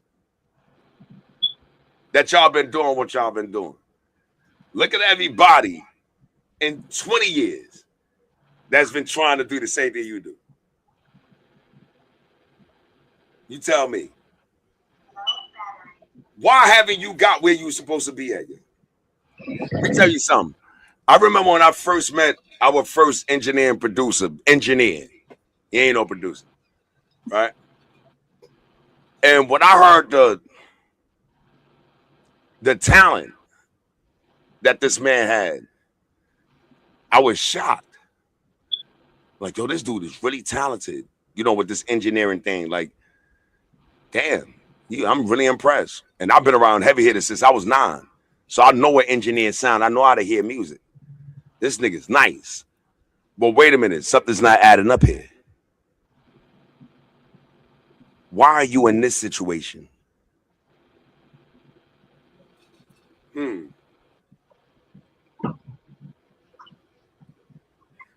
That's a great question. I'm looking around. Why are you in this situation? Why am I meeting you? Oh, you're the problem. And all I'm going to do is sit back and I'm going to listen to everything you got to tell me, and you ain't going to realize I'm going to see all the problems and everything that you say.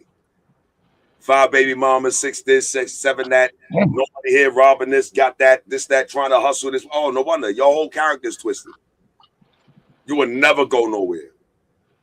I guarantee it. As a matter of fact, I'm going to leave you alone. And within the next 10 years, I'm going to blow past you so fast, it's going to be crazy.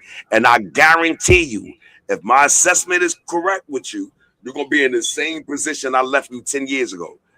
10 years later, you're in the same position I left you. I've seen that happen. Actually. All right, now I'm going to add something else now. Wow. Now I'm going to add something else. I met you after I came home after doing 20 years.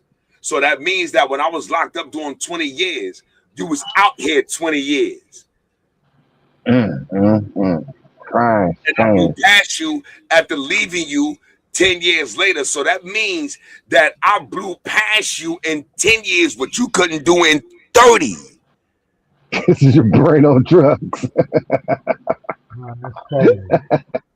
Niggas is fucked I came home, I was locked up. I know. So why you should have been in the penthouse in the Trump Towers. David. So I blew past you in 10 years, coming home from doing 20 than you did in 30. That's sad. Something's wrong with him. Yeah. Isn't it ain't it some type of illness for that? Yeah. It's called being full of shit. It's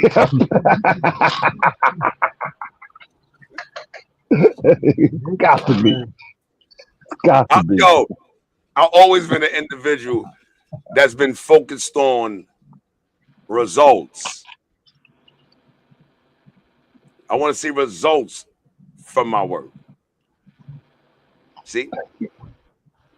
Why is it so hard for people to understand that? Fucking shit.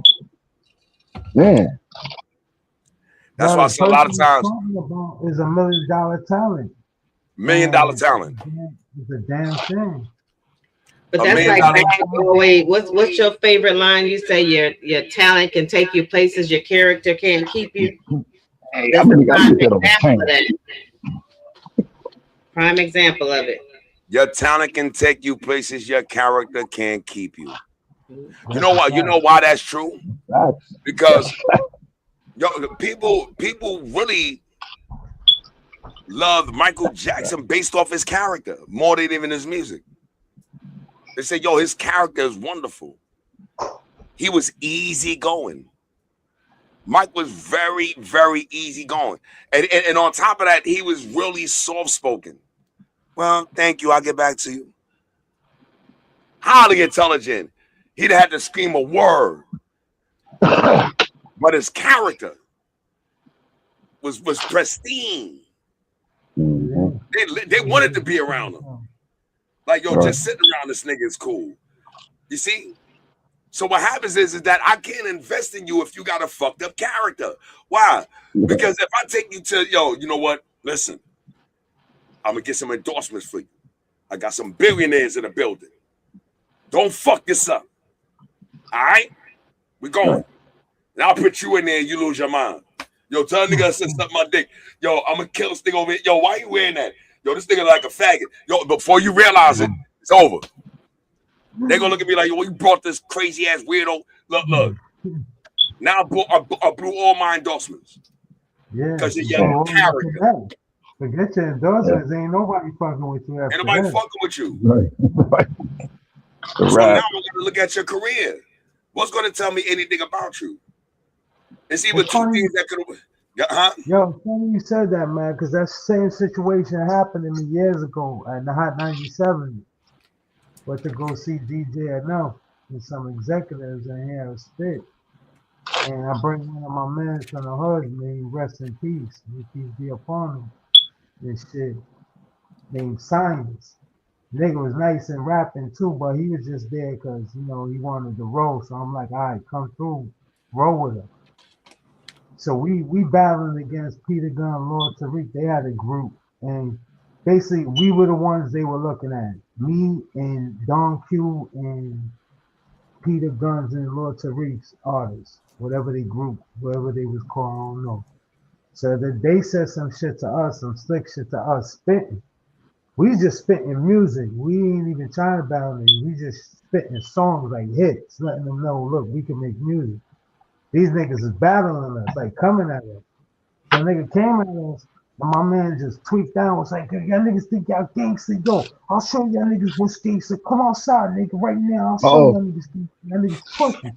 Executive niggas took off, boom. It's And over. boom, boom, niggas started running to the office. Them niggas was out of there. After that, nigga, it was a dub. The nigga never even want to fuck with me again because of that, because he was like, yo, I like Bark. I fuck with Bark. Bark know how to carry himself, but he doesn't know how to separate the street from the corporate world and corporate business. And that day I learned a lot that day. That was my first example on learning that you cannot mix the street and the hood shit with corporate business at all. Not even a bit of it. You cannot mix them can't. two. Them two don't go together. You It's can't. like You mixing know oil something? and vinegar and certain shit you just can't. You can't. It just ain't meant to go. You know what I'm saying? I heard the slickest. I heard the slickest statement from 50. Right? I heard the slickest statement I ever heard. And this nigga, they told 50, said, yo, a nigga, Charlamagne the God. And he's like, yo, you know, in the game, we starting to consider you a mogul. And 50 said, don't ever call me a mogul. I don't wear glasses. Y'all get it? It wasn't that deep? Yo, 50 Wasn't that deep? is sharp. He's a sharp dude. He's sharp. He said, yo, I'm not a mogul. Don't ever call me a mogul. I don't wear glasses. Why? Because he was showing you about Jay-Z. And the world that you're about to go with this $1 billion thing you want, and Beyonce, the jewels is coming off. Now it's a little watch, no rings, glasses. You know what I'm saying? Suit, tie, family. I'm non-aggressive. I don't want to hurt nobody. You see? See? I got dreads now. I talk about the NFL, right? Right. I talk about the history of hip hop. I'm cool. I won't hurt you, right? I got to be non-aggressive. See? So my parents, right? Right? Because they scared of that. They know how to. I mean, X was enough. NWA started it. Ice Cube running the offices, bats. Yo, that nigga's gonna give me everything. I'm gonna kill somebody. So, and the thing is, you can't function like that in the corporate world. Nah, they don't play that shit.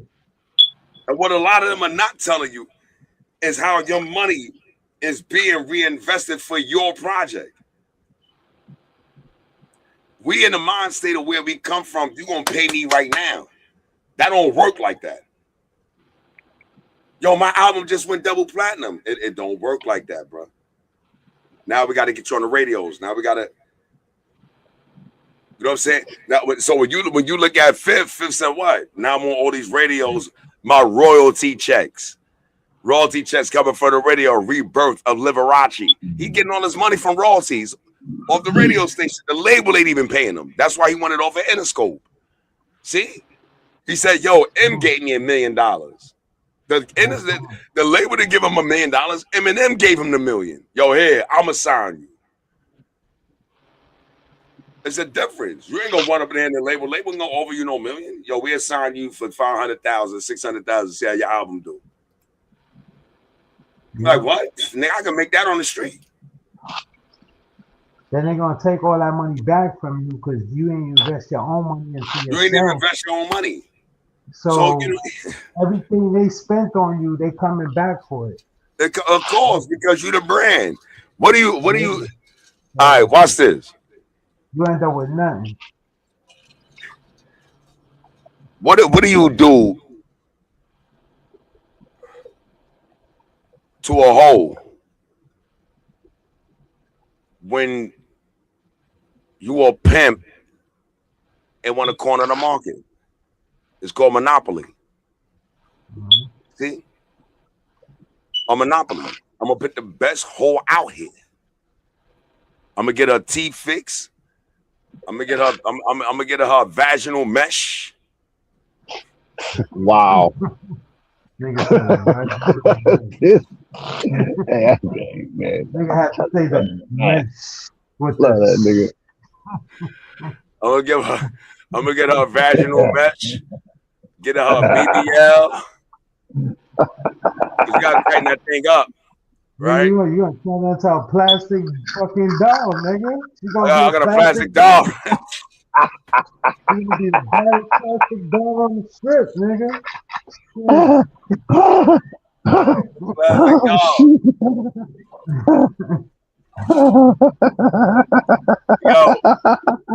Yo, we taking comments. We opening the floor for comments and statements and questions and answers. We're gonna go to a quick. It's 11 o'clock. We're gonna go to a quick interview. A quick commercial. And we're gonna come back. We got something. We're taking all questions. Yo, the after party tonight. We're gonna do the after party on Bigo. Bigo. Yeah, so we're gonna go to this. We're gonna go to our commercial, and when we get back, it's lit. Boy. Yeah, we're gonna get our vaginal mesh. Bro, be wild.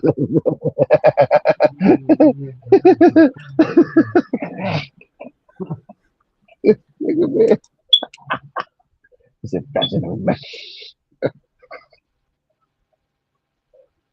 We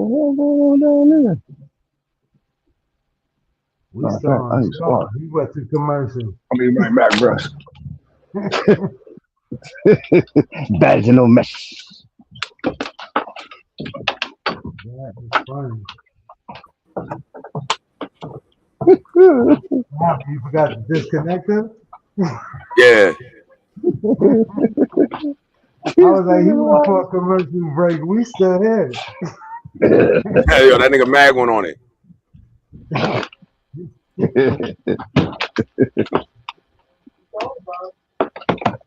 Man, do not let that motherfucker get outside, man. You chase somebody, you catch it.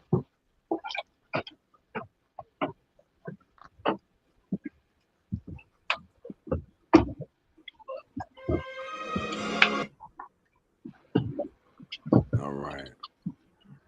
Oh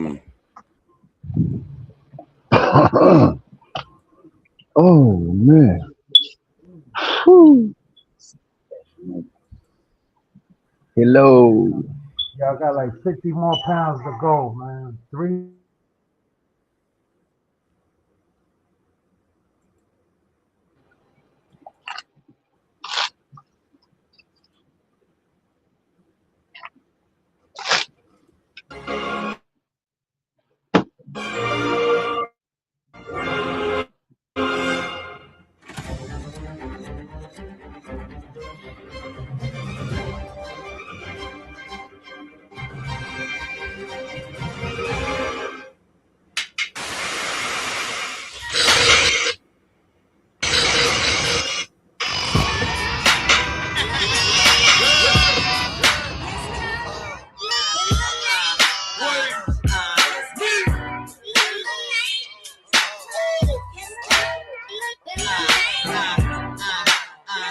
Load them mag and blaze, son, blade guns to kill one. A track after track, I make cuts back to back.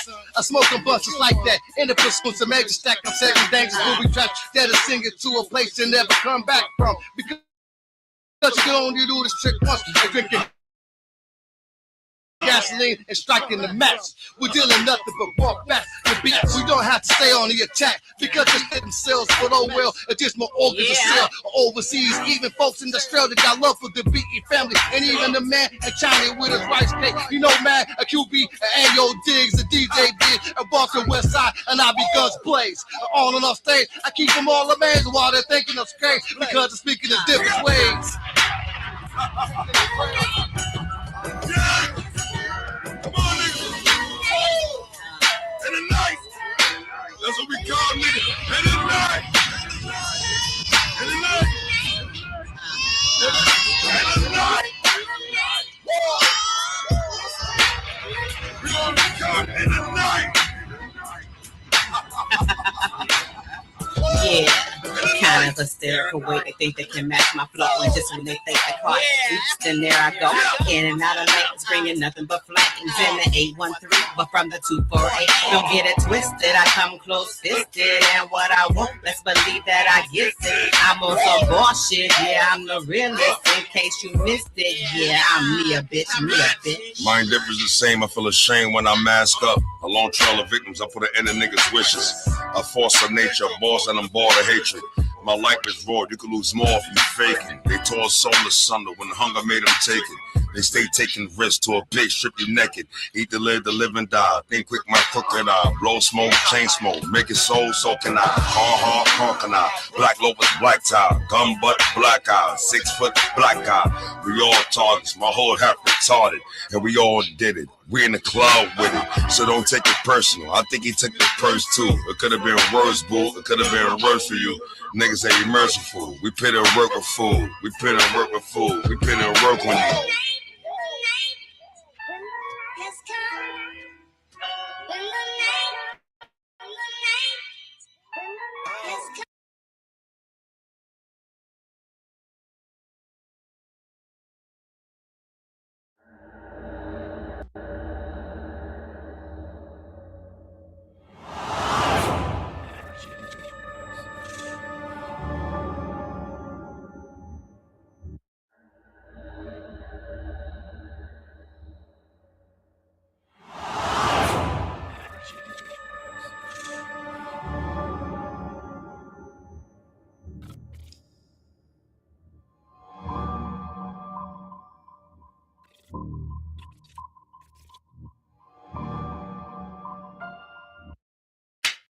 You embarrass me, man. In front of all them people, you treated me like I was soft, man. You treated me like I was spineless. We built this shit. You didn't do this shit by yourself.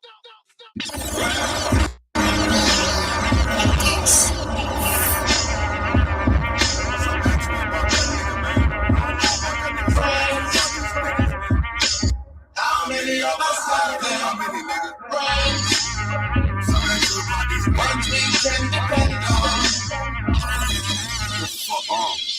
I'm more than a friend of my brother, call me Willis. Homie real nosy, I stay in your business. Get in your feelings, we gon' be this beginners. And take us. Trust, don't fuck with niggas. They walk and they talk, draw a fork in the village. Talk behind your back from the gut, spit up chitlins. Betrayal, I won't let it go. Some friends, I gotta kill them. I heard all the rumors, I'm sad I'm gonna shoot them. The crowd is stench and the bitch won't move me. Stitches in the ditches, it take a while to move me. That's when I think of friends, and we friends to the end. Yeah, nigga, we friends to the end.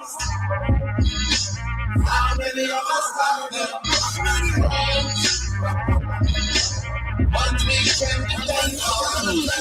Not a fake one in my body, now it's one. Never had to deal with that shit from where I'm from. See, me, I'm as real as it gets. And if you try to befriend me, my whole damn soul shifts to a higher level of thinking. Heart state, because inside your ass is harboring demons. For no reason, jealousy and envy. The friends of your friends, yes, your friend of me. Y'all loyal to the bone, don't mind what I say. I take shit serious, niggas looking like Brad. BE looking to bring the economic reasons. Your fam gon' eat for your kids on season. If I flip on a friend, I flip for a reason. A lot of lies been told for the song of the treason. I'm sharper than dark, he had no heart, I'ma eat him.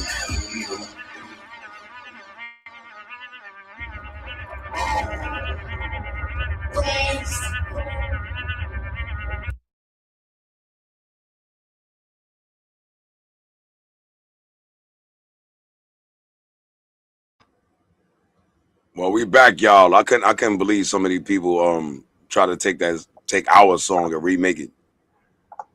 I wanted to tell y'all, especially about the last part of that conversation, because even with homie, that was,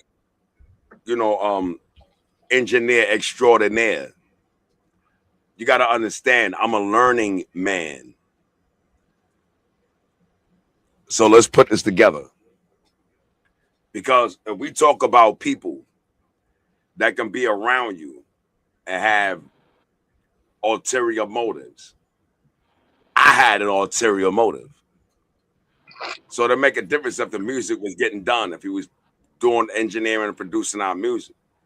The whole time while I'm sitting up here in these studios building with him with this music, I'm watching everything he's doing on the board. See? I'm a learning man. How do you do this? I want to learn. What that do right there? What that make? What sound that make? What that make right there? All right, so if I wanted to add a beat to that, what could I add a drum to that? How would you do that? He don't even realize he's teaching me. Because I don't need you. And if you're going to teach me everything I need to know, I'm going to get rid of you and I can save my money for myself. That's smart. Why pay you to do something I can learn myself? Of course, I'm a fuck up for a year, 2 or 3 years, 4 years. I'm a fuck up, of course. It's a trial and error, but I'm going to get it. And when I did it, I'm going to be a problem.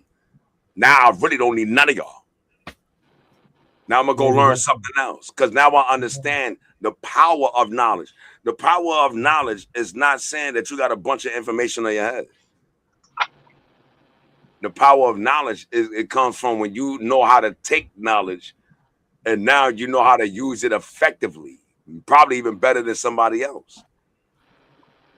That's where the power comes in if you know how to use it.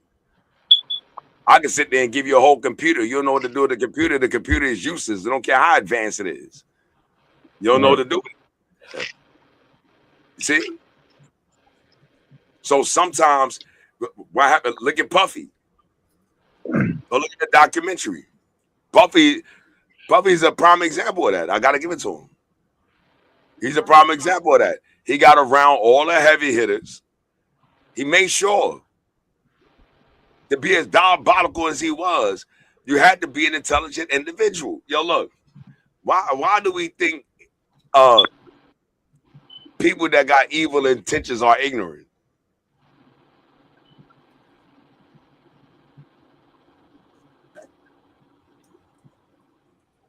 Why do you think people that got evil intentions, just because they're evil, they're ignorant? Nobody never said the devil was ignorant. That nigga sharp as shit. Just like us. So if I can sit around you for 2 years, 3 years and learn your whole platform and go and do it on my own, that's where the problem lied. You never knew what my intentions was. You was too busy talking. Yeah, running your mouth, and I'm learning from you. Too busy talking. I just let you run your mouth. But when you get in that board, I'm right on your shoulder. Yo, what that do right there? Can you show me that? He said, right. What was that? That's how you learn. But that goes to show you too. I mean, there's nothing wrong. Every human has an agenda. How them certain sounds. When you need to double up, when you need not to double up, when you need ad-libs, when you don't need no ad-libs, when you need to make it stronger, what to do to make it stronger. All those are techniques. The same shit on the board. Like you were saying, this one, you know what I'm saying, will turn up the 808. This one will give you the horn. This one will give you the piano. You know what I'm saying? It's a yeah, Mia, what you said? But I was saying everybody has their own agenda. You know, it's naive to think, you know, even looking just at BE, we have our agenda. There's been people that come, and of course, anybody, can you hear me? Yeah, we can hear you. Okay. Everybody's going to come with their agenda. It don't make it wrong. Everybody should have their own goals and their own agenda. That's just like people coming, you know, coming and I ain't going to say, I don't know if the word is leeching on, but holding on tight or whatever to BE. Mm-hmm. Who's to say a lot of times that I ain't saying they're coming in with the bad agenda, but they want to learn from the best.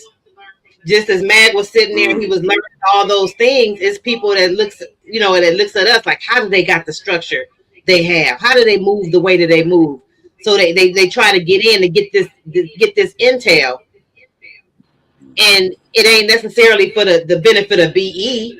You know, they might front and then do all these things, oh, BE up, no mercy, all this stuff. But their main focus and agenda is getting them to where they want to be. And there is nothing wrong with that.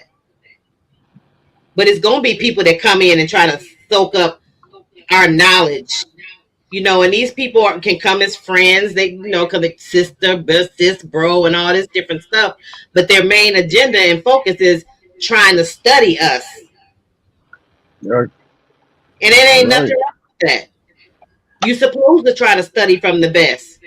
The engineer that Mag To was share born what we got, was a 100% phenomenal right. engineer.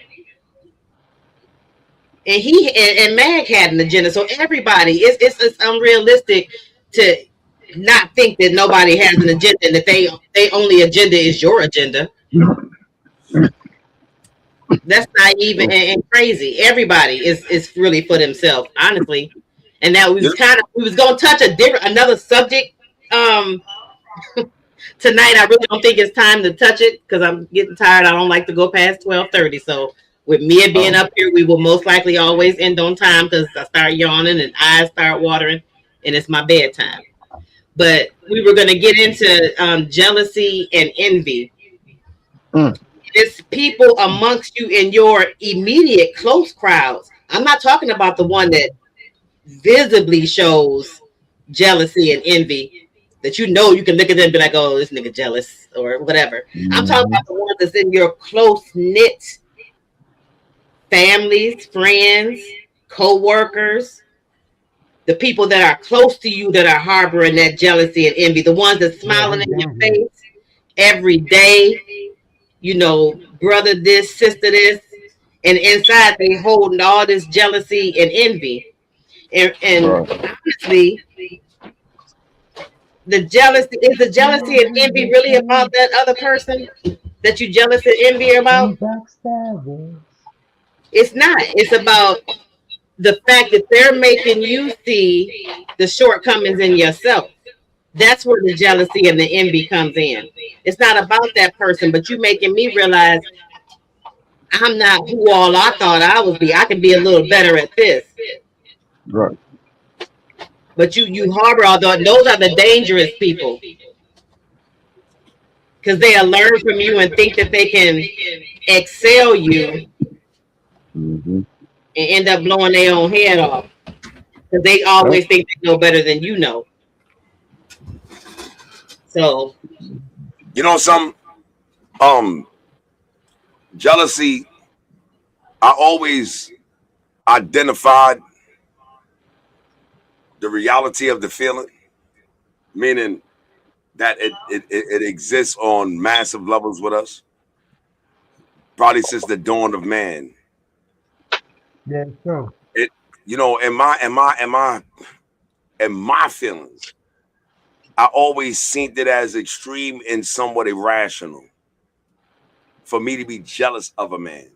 I always had a problem with that because I have a problem looking at a man and feeling a certain way, or looking at a person and feeling a certain way that they popping off and they look like they make me look at. I experienced that because I never cared. No, see, this the thing. Like, if I seen a nigga ball and I seen shorty ball and then they get it in, I used to sit back and like, yes, that's what I'm talking about. You know what I'm saying? Because I always been around individuals that I'm gonna put y'all onto something, right? One of my enlighteners, right? One of my enlighteners one time, he used to have this game. I don't know if y'all remember, but it was back in the days. It was a game called Neo Geo, right? I used to go to his crib to play Neo Geo, 70-inch screen in this nigga house. This shit was immaculate, right? It's my man Preem. I used to go to his, you know what I mean? And lo and behold, one day I'm in his crib and I'm playing this racing car game. He got the steering wheel like I got and all that. This shit's crazy. And a knot of money fell out of my pocket, right? And I didn't know it fell out of my pocket, but I just kept playing. So I'm like, I'm into the game, right?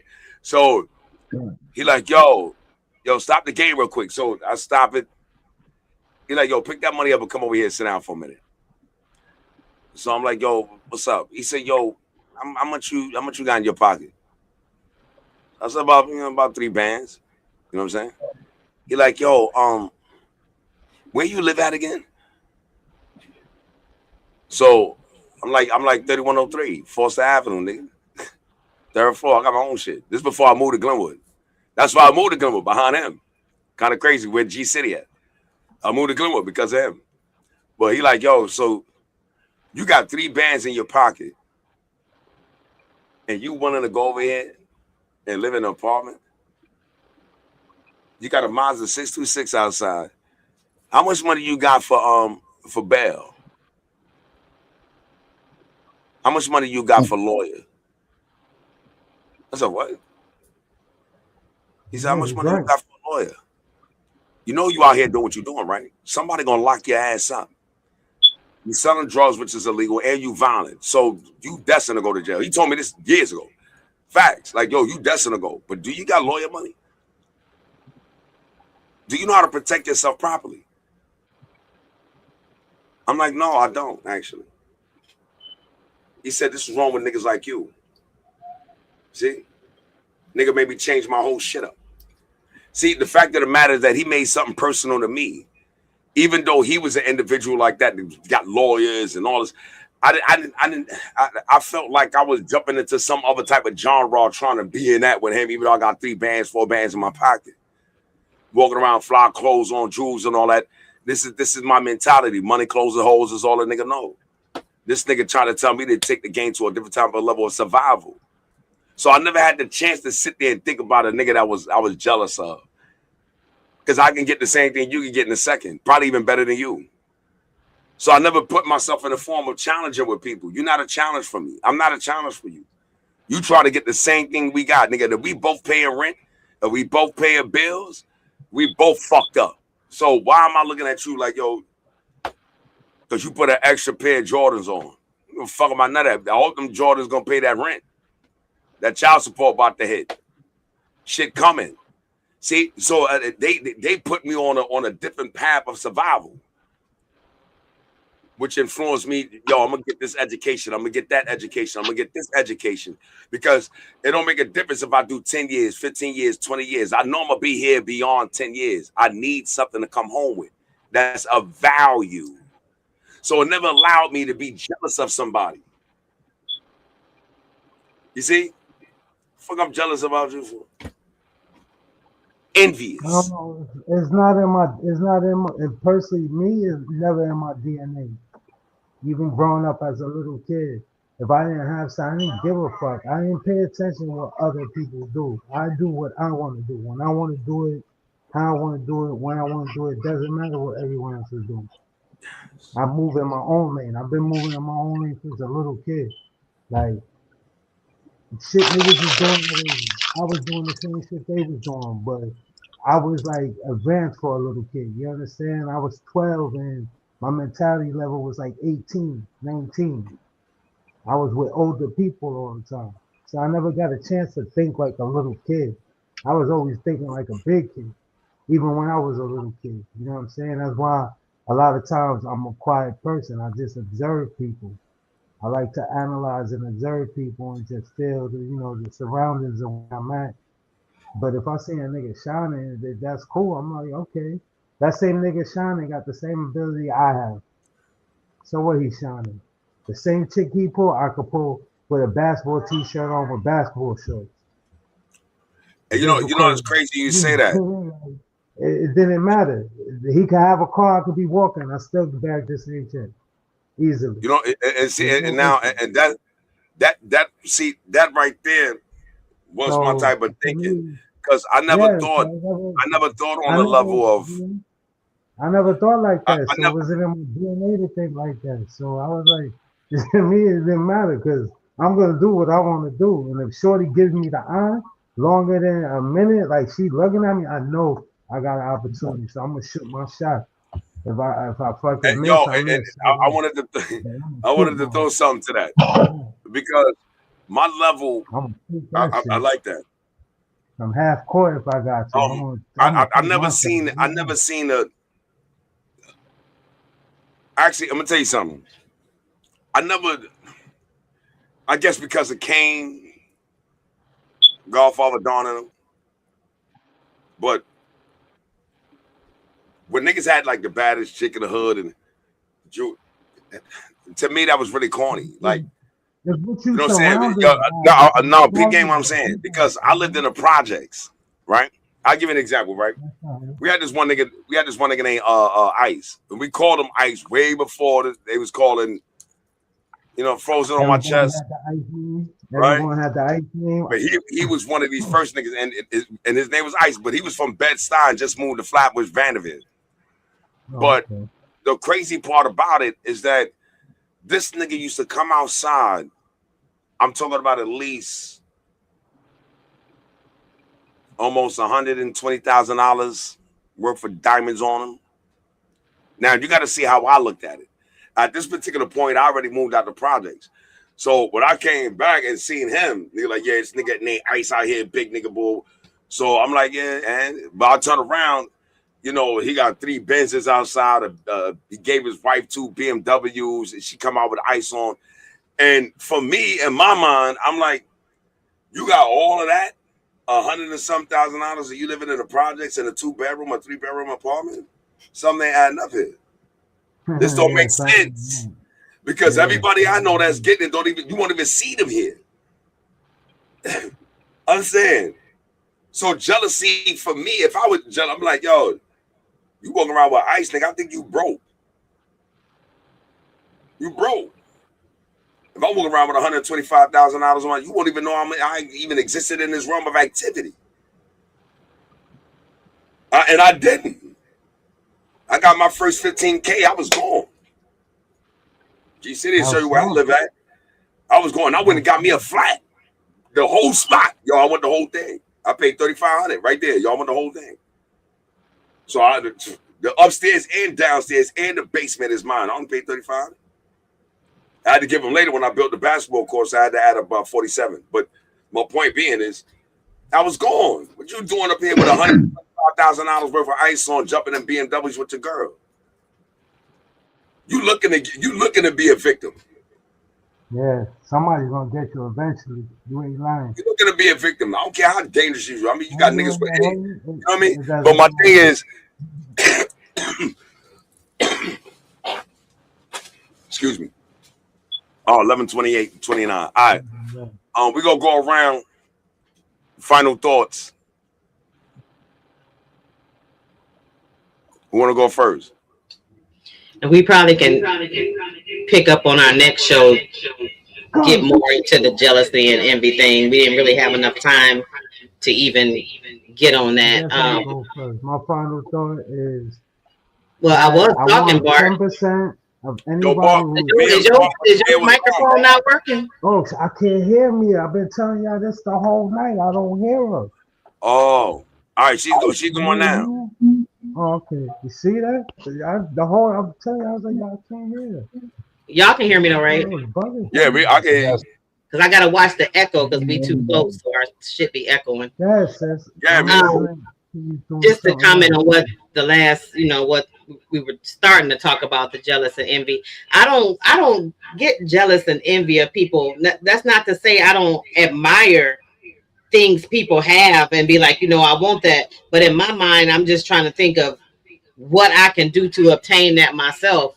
I mean, being a woman sometimes it's I don't know, I can't speak on behalf of men. Men don't usually see men and be like, oh, he looks good or whatever. But women, I mean, there's billions and billions of beautiful women in the world. I can look at somebody and be like, dang, she got a nice shape. But when I'm looking at it, I'm not looking at a form of jealousy. I'm looking at what can I do? I like that. I wish I want my body like that. So what are things I can do to obtain that? Go to the gym, work on my eating and stuff like that.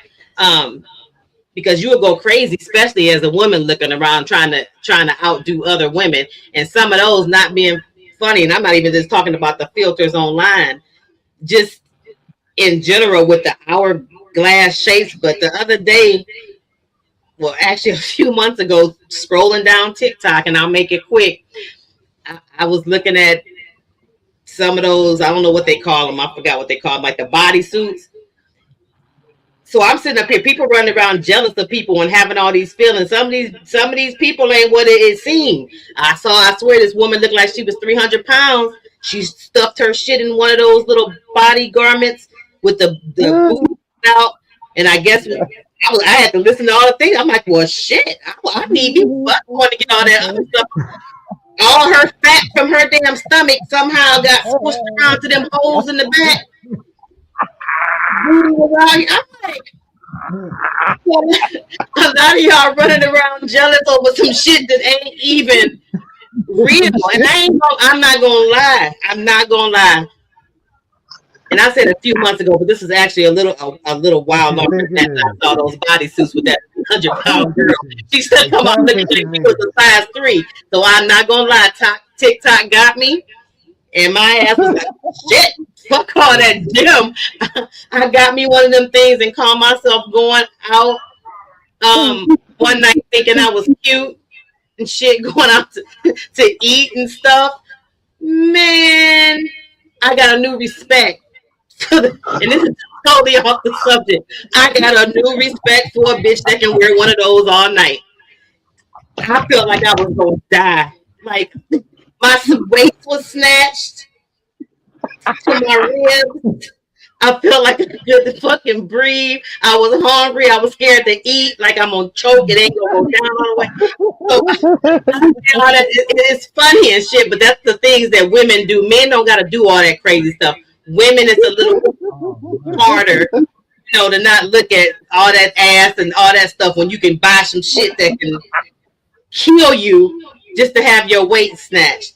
I don't know really where I was going with that, but it was just funny to me because I saw that video popped up again on my thing. This bitch stuffed all that. I couldn't get it. But yeah. Nah, that's crazy.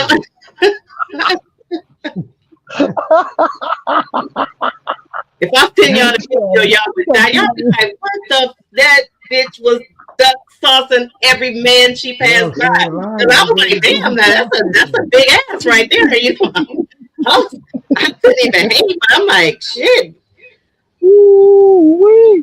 That's my final word. Ladies, don't kill yourself trying to be jealous out here of other women or whatever. It's always going to be somebody prettier than you, better, longer hair than you, prettier eyes than you. It's okay to admire them, but don't lose yourself to where you want to be them and you depressed because you can't be a size 2 or whatever.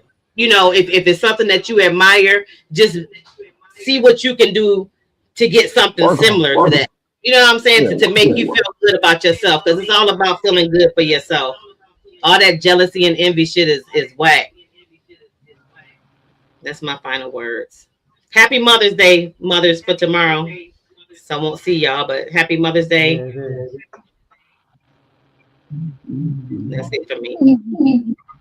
Yeah, happy Mother's Day to all the moms. Happy Mother's Day, sis. Yo, what's up? Yo, Guns. What's up, Guns? You want to go? Man, yeah, I go, man. I just got to say, man, you can't help somebody who don't want to help themselves, man. You know what I'm saying? I ain't gonna put nobody on blast, but I know this situation, something happened to somebody, and it's like, I don't understand. The help that you want and need is right there, but you won't stand up and take it. You rather deal with your situation than be like, damn, when something gonna come for me, it's sitting right there for you. But you gotta take the initiative to want to do some shit. Have some faith. Faith comes from taking some no's in your life to where you finally get to a yes. Take the no's in stride, man. You ain't doing something right if you're getting a no. Change up till you get a yes. Come on, man. Y'all got to start thinking about that, man. Don't let the media brainwash you, and don't let your mind outdo you. Outthink you. Outthink it and come out of there. That's my final word.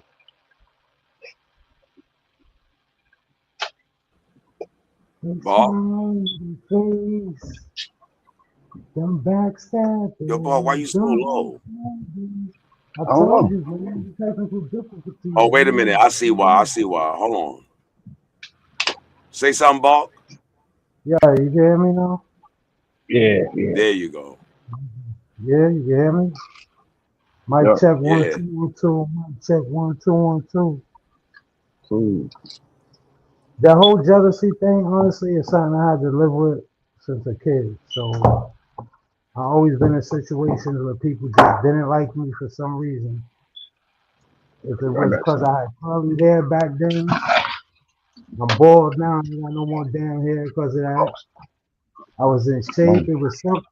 My face, the fact I was nice and bald, the fact that I could rap. It was always something.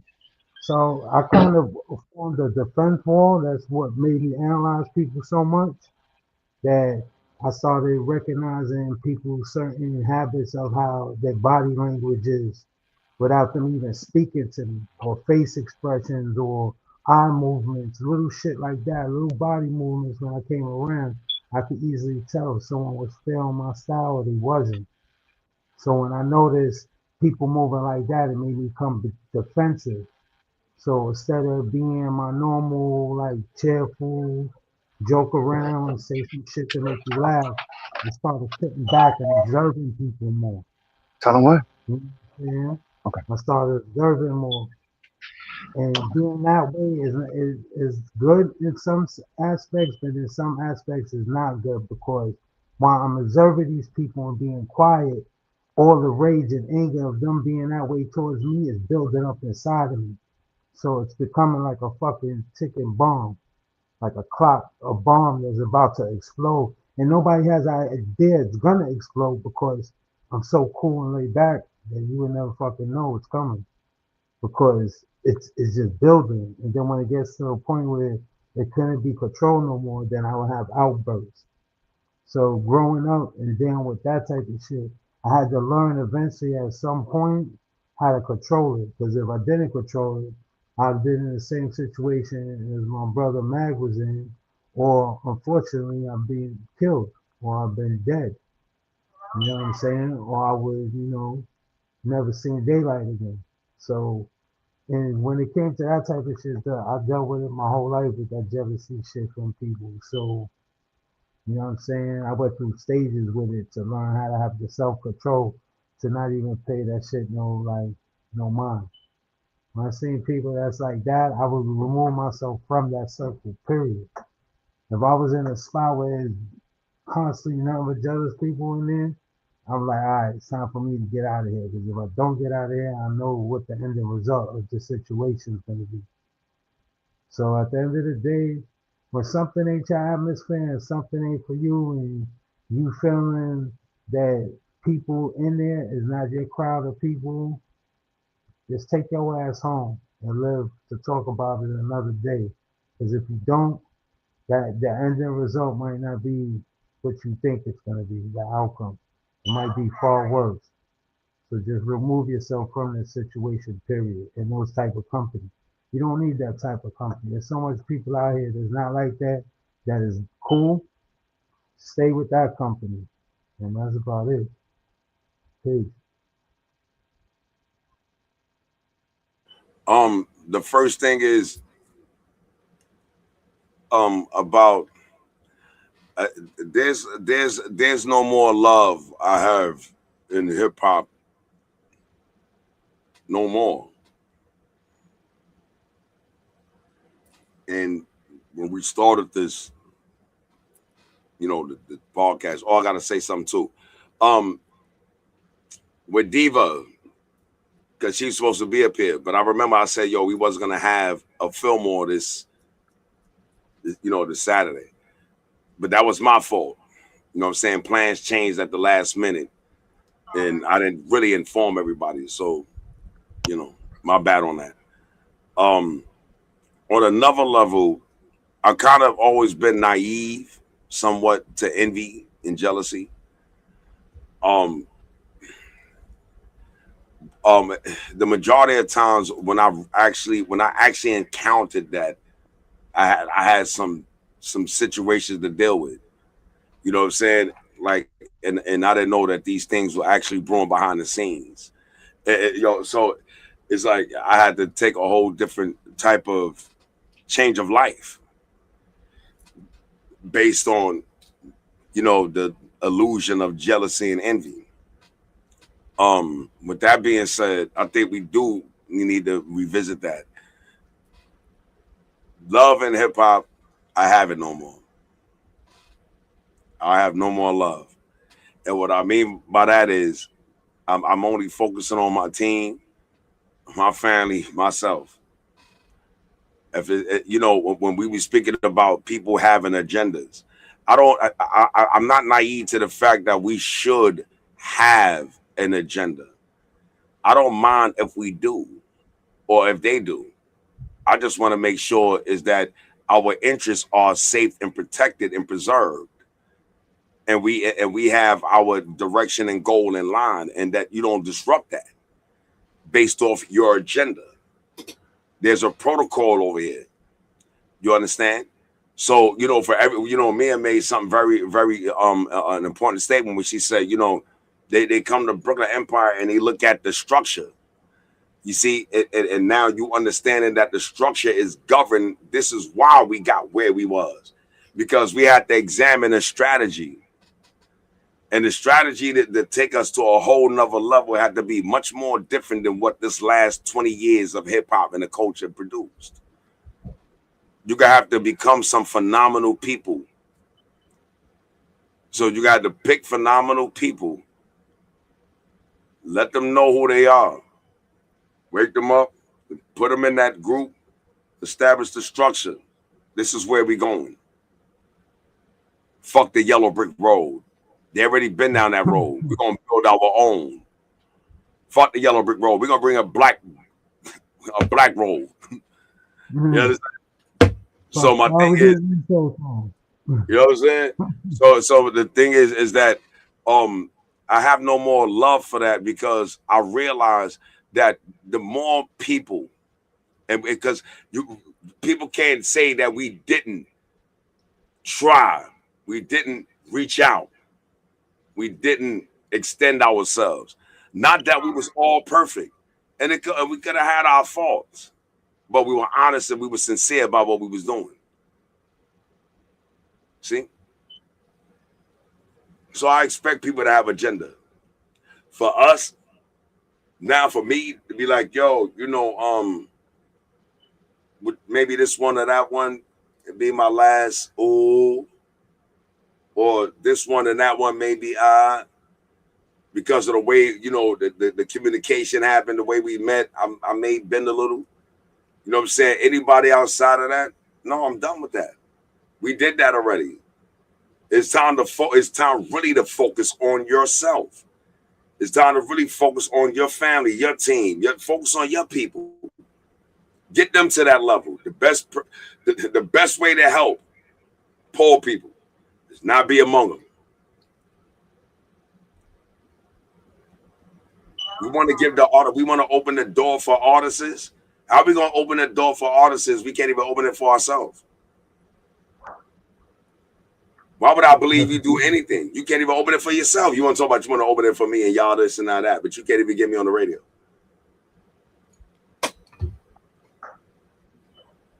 I'm tired of that now. You're going to show and prove. And if you don't show and prove, I'm going to drop you like anybody else.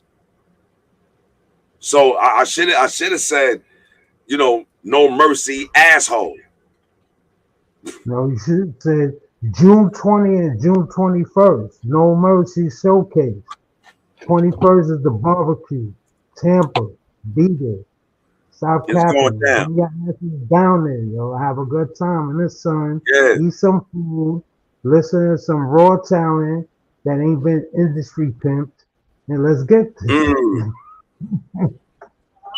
So with that said, yo, we're gonna play 2 videos. I think next Saturday is the Saturday we'll be off. We'll be not next Saturday coming up. With that being said, we're gonna play 2 videos, and we're gonna catch y'all on Bigo, and you might catch us on Bigo, because I can see what's brewing right now. You know what I mean? But with that being said, this is Welcome to Feelmore. And, I think it's just, for me, it's just the year of Magnus asshole. It ain't Magnus or hating no more. It's Magnus asshole. This nigga's an asshole. Yeah, I'm an asshole this year. Like, I'm scrutinizing you. I'm putting you under scrutiny, extreme scrutiny, and the reason why, and I'm gonna end with this. The reason why is because now, because I may not say certain things or even expound on certain things, doesn't mean I don't see them. Magnus has always been an individual about time. I wait for the right time, because when the right time is there and you execute that moment, nobody can change it. It's inevitable. The submission is inevitable.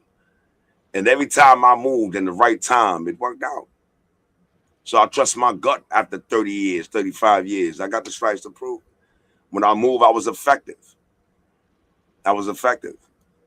And that increased my assurance of making great decisions. I'm a good decision maker. I can sit there and say, no, this is a better solution. Strike this way. It's more important. Understand the variables. There's always a variable. There's always an unknown. Calm down. Just watch this. See how this play out. Because this how it's going. You know what I mean? And this how God's move. Just sit back. It's gonna tell you what it is. You strike, and you bomb it. You rip the whole shit apart. You wasn't ready for me. You didn't know what type of opponent you had. You didn't know what type of individual you're dealing with. With individuals that's jealous and envious, you're gonna do something that's gonna expose yourself. Your detriment to yourself is inevitable. That's why I never cared about it. Because if it ever comes to my face, it comes to my person, and I gotta deal with you. The consequences is justified. With that being said, we love y'all all, man. Welcome to Feelmore, man. 11:48 on the clock. Be up. Y'all know what it is. Yeah. Done.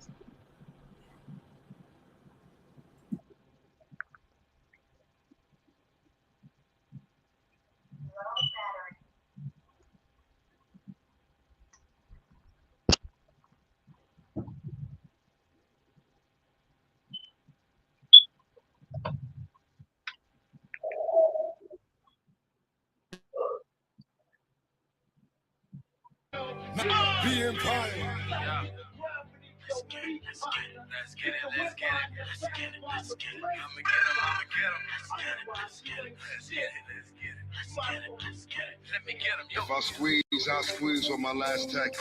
If I bleed, I bleed with my last breath. If I cry, I cry with my last tears.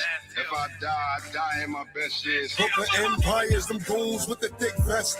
Calico on the waist, who wants next? And A12 on the side, we blast vest. You come up on the side, you'll face death. Mag go hate and major dangerous. A heavy hit in a Chevy. A semi-splitter, it's me, see me spitting in heaven.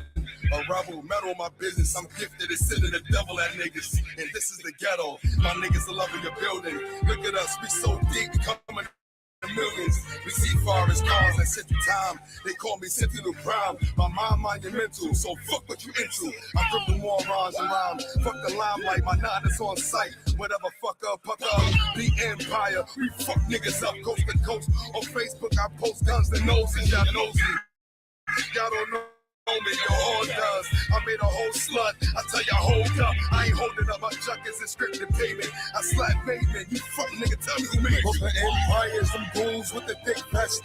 Calico on the waist. Who wants next? And A12 on the side. We blast vest. You come up on the side, you face death. Brooklyn Empires, them goons with the thick vest. Calico on the waist. Who wants next? And A12 on the side. We blast vest. You come up on the side, you face death. Yeah, ignore the talk in the comments, they just hearsay. I go harder than time on a Sunday. Give or take, I have what it takes to raise the stakes. This rap game simple and easy, patty cake. You gotta know when to hold or fold your plate. And at the same time, watch out for the garden snakes. My mom told me go hard, son, make a way. My wife told me fake. kill them, put them in their grave. I should made it, everything gon' be A-OK. I got the streets on lock, secure, safe. The same way they had me chained behind them prison gates. It's like I'm in a race, but I see no competition. Don't really politic with rappers, cause they politicians. My sister left me in that water like she was fishing. I was that one who put all that food on them dishes. And she the reason why I feel like, man, fuck you bitches. Empires and goons with the thick vest, calico on the waist. Who wants next? And A12 on the side, we blast vests. You come up on the side, you'll face death. Open empires, them goons with the thick vest, calico on the waist. Who wants next? And A12 on the side, we blast vests. You come up on the side, you'll face death.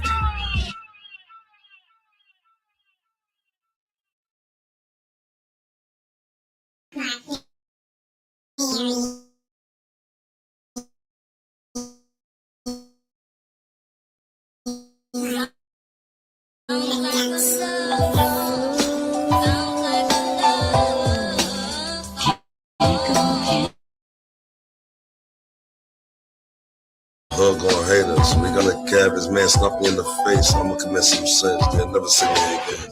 They jacking niggas all cause I ain't consent to a portion. Some kids ain't here, tears in the abortion. The whole got rid of my little niggas lost it. The silence be violent, the mag drip like a faucet. The snuff big niggas, I turn them into Norman. My gun so big, I'll push them out of orbit. This is how we do everything. This is how we do everything.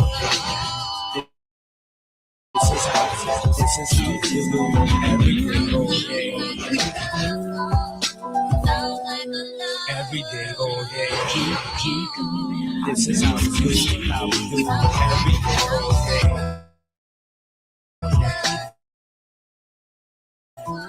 This is how we do everything, all day. Every day, all day. Every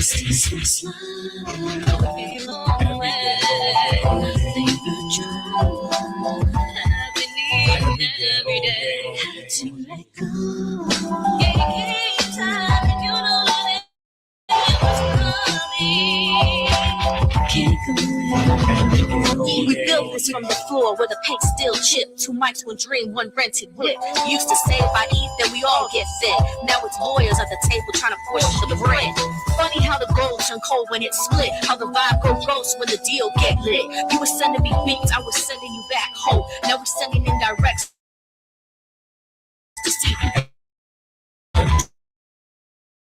It ain't a heartbreak like a girl walking out. It's your different same way out. Still got love, that's the craziest part. Even after the distance start playing its part. We were sharper together, iron shaping the art. Now it's love lost, tatted deep in the heart. Yeah, big vibes, no cabin, good energy, I'm tapping. If it ain't love, I'm passing. Yo, I love a love, no practice. I gave her a piece of my soul, my God. Though my future, I picture forever. That was all, bro. My flame died out when the spark showed. I never picture memories in dark mode. Thinking never would fix what the facts say. You drifted off the rope, just picture what the last say. Left scars, I hate it, made us that way. I learned that some endings just had these bad days. Once breaking when we ignored the red signs. That feeling we kept slipping through the dead time. Loving failure, and lessons carry next climb. I turn all these losses to headlines. Picture us on the phone, and every promise we made, that's past pain. 2 strangers, she almost had my last name. Smoking in the phone, I scroll back then. Things go simple, that's when the cracks came. In air, I'm watching memory space slow. Pain turned to wisdom, that's when the lessons. That's when the lessons. That's when the lessons.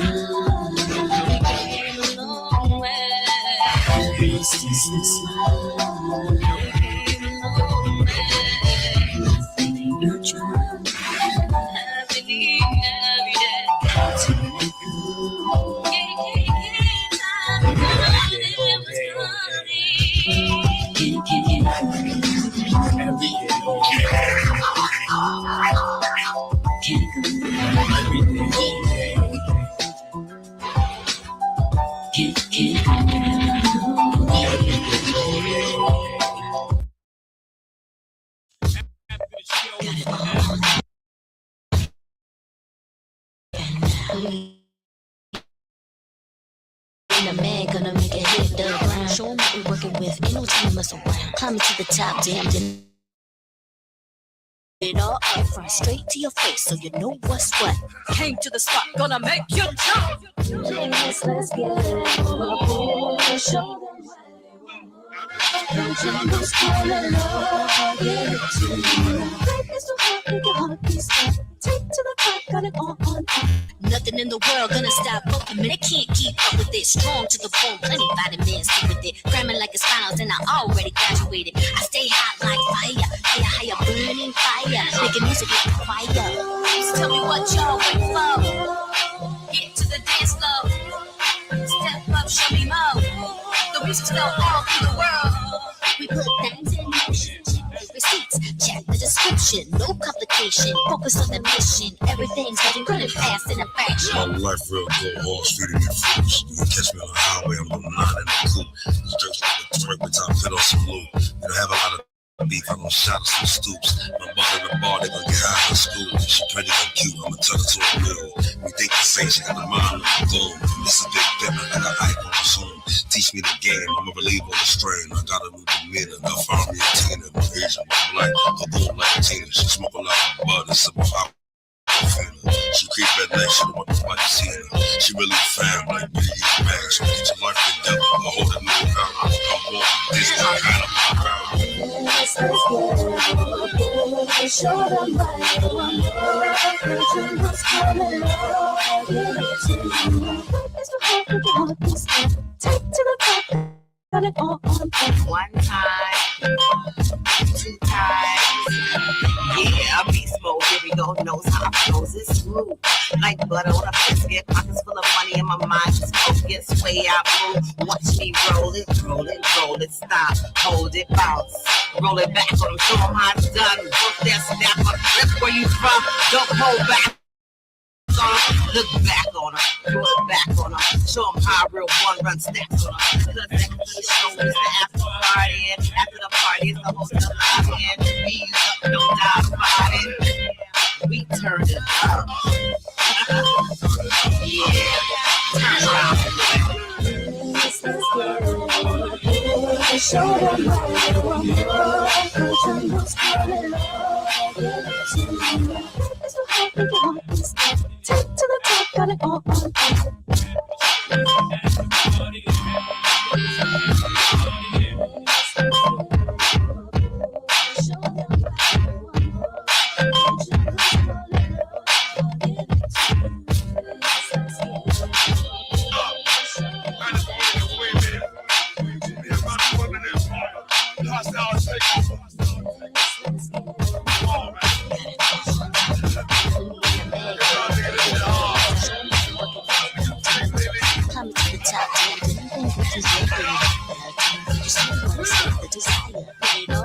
Straight to your face, so you know what's what.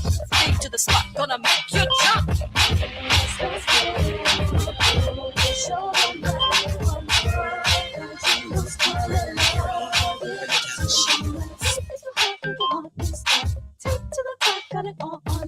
Nothing in the world gonna stop what we rockin' with. Look at how we coming.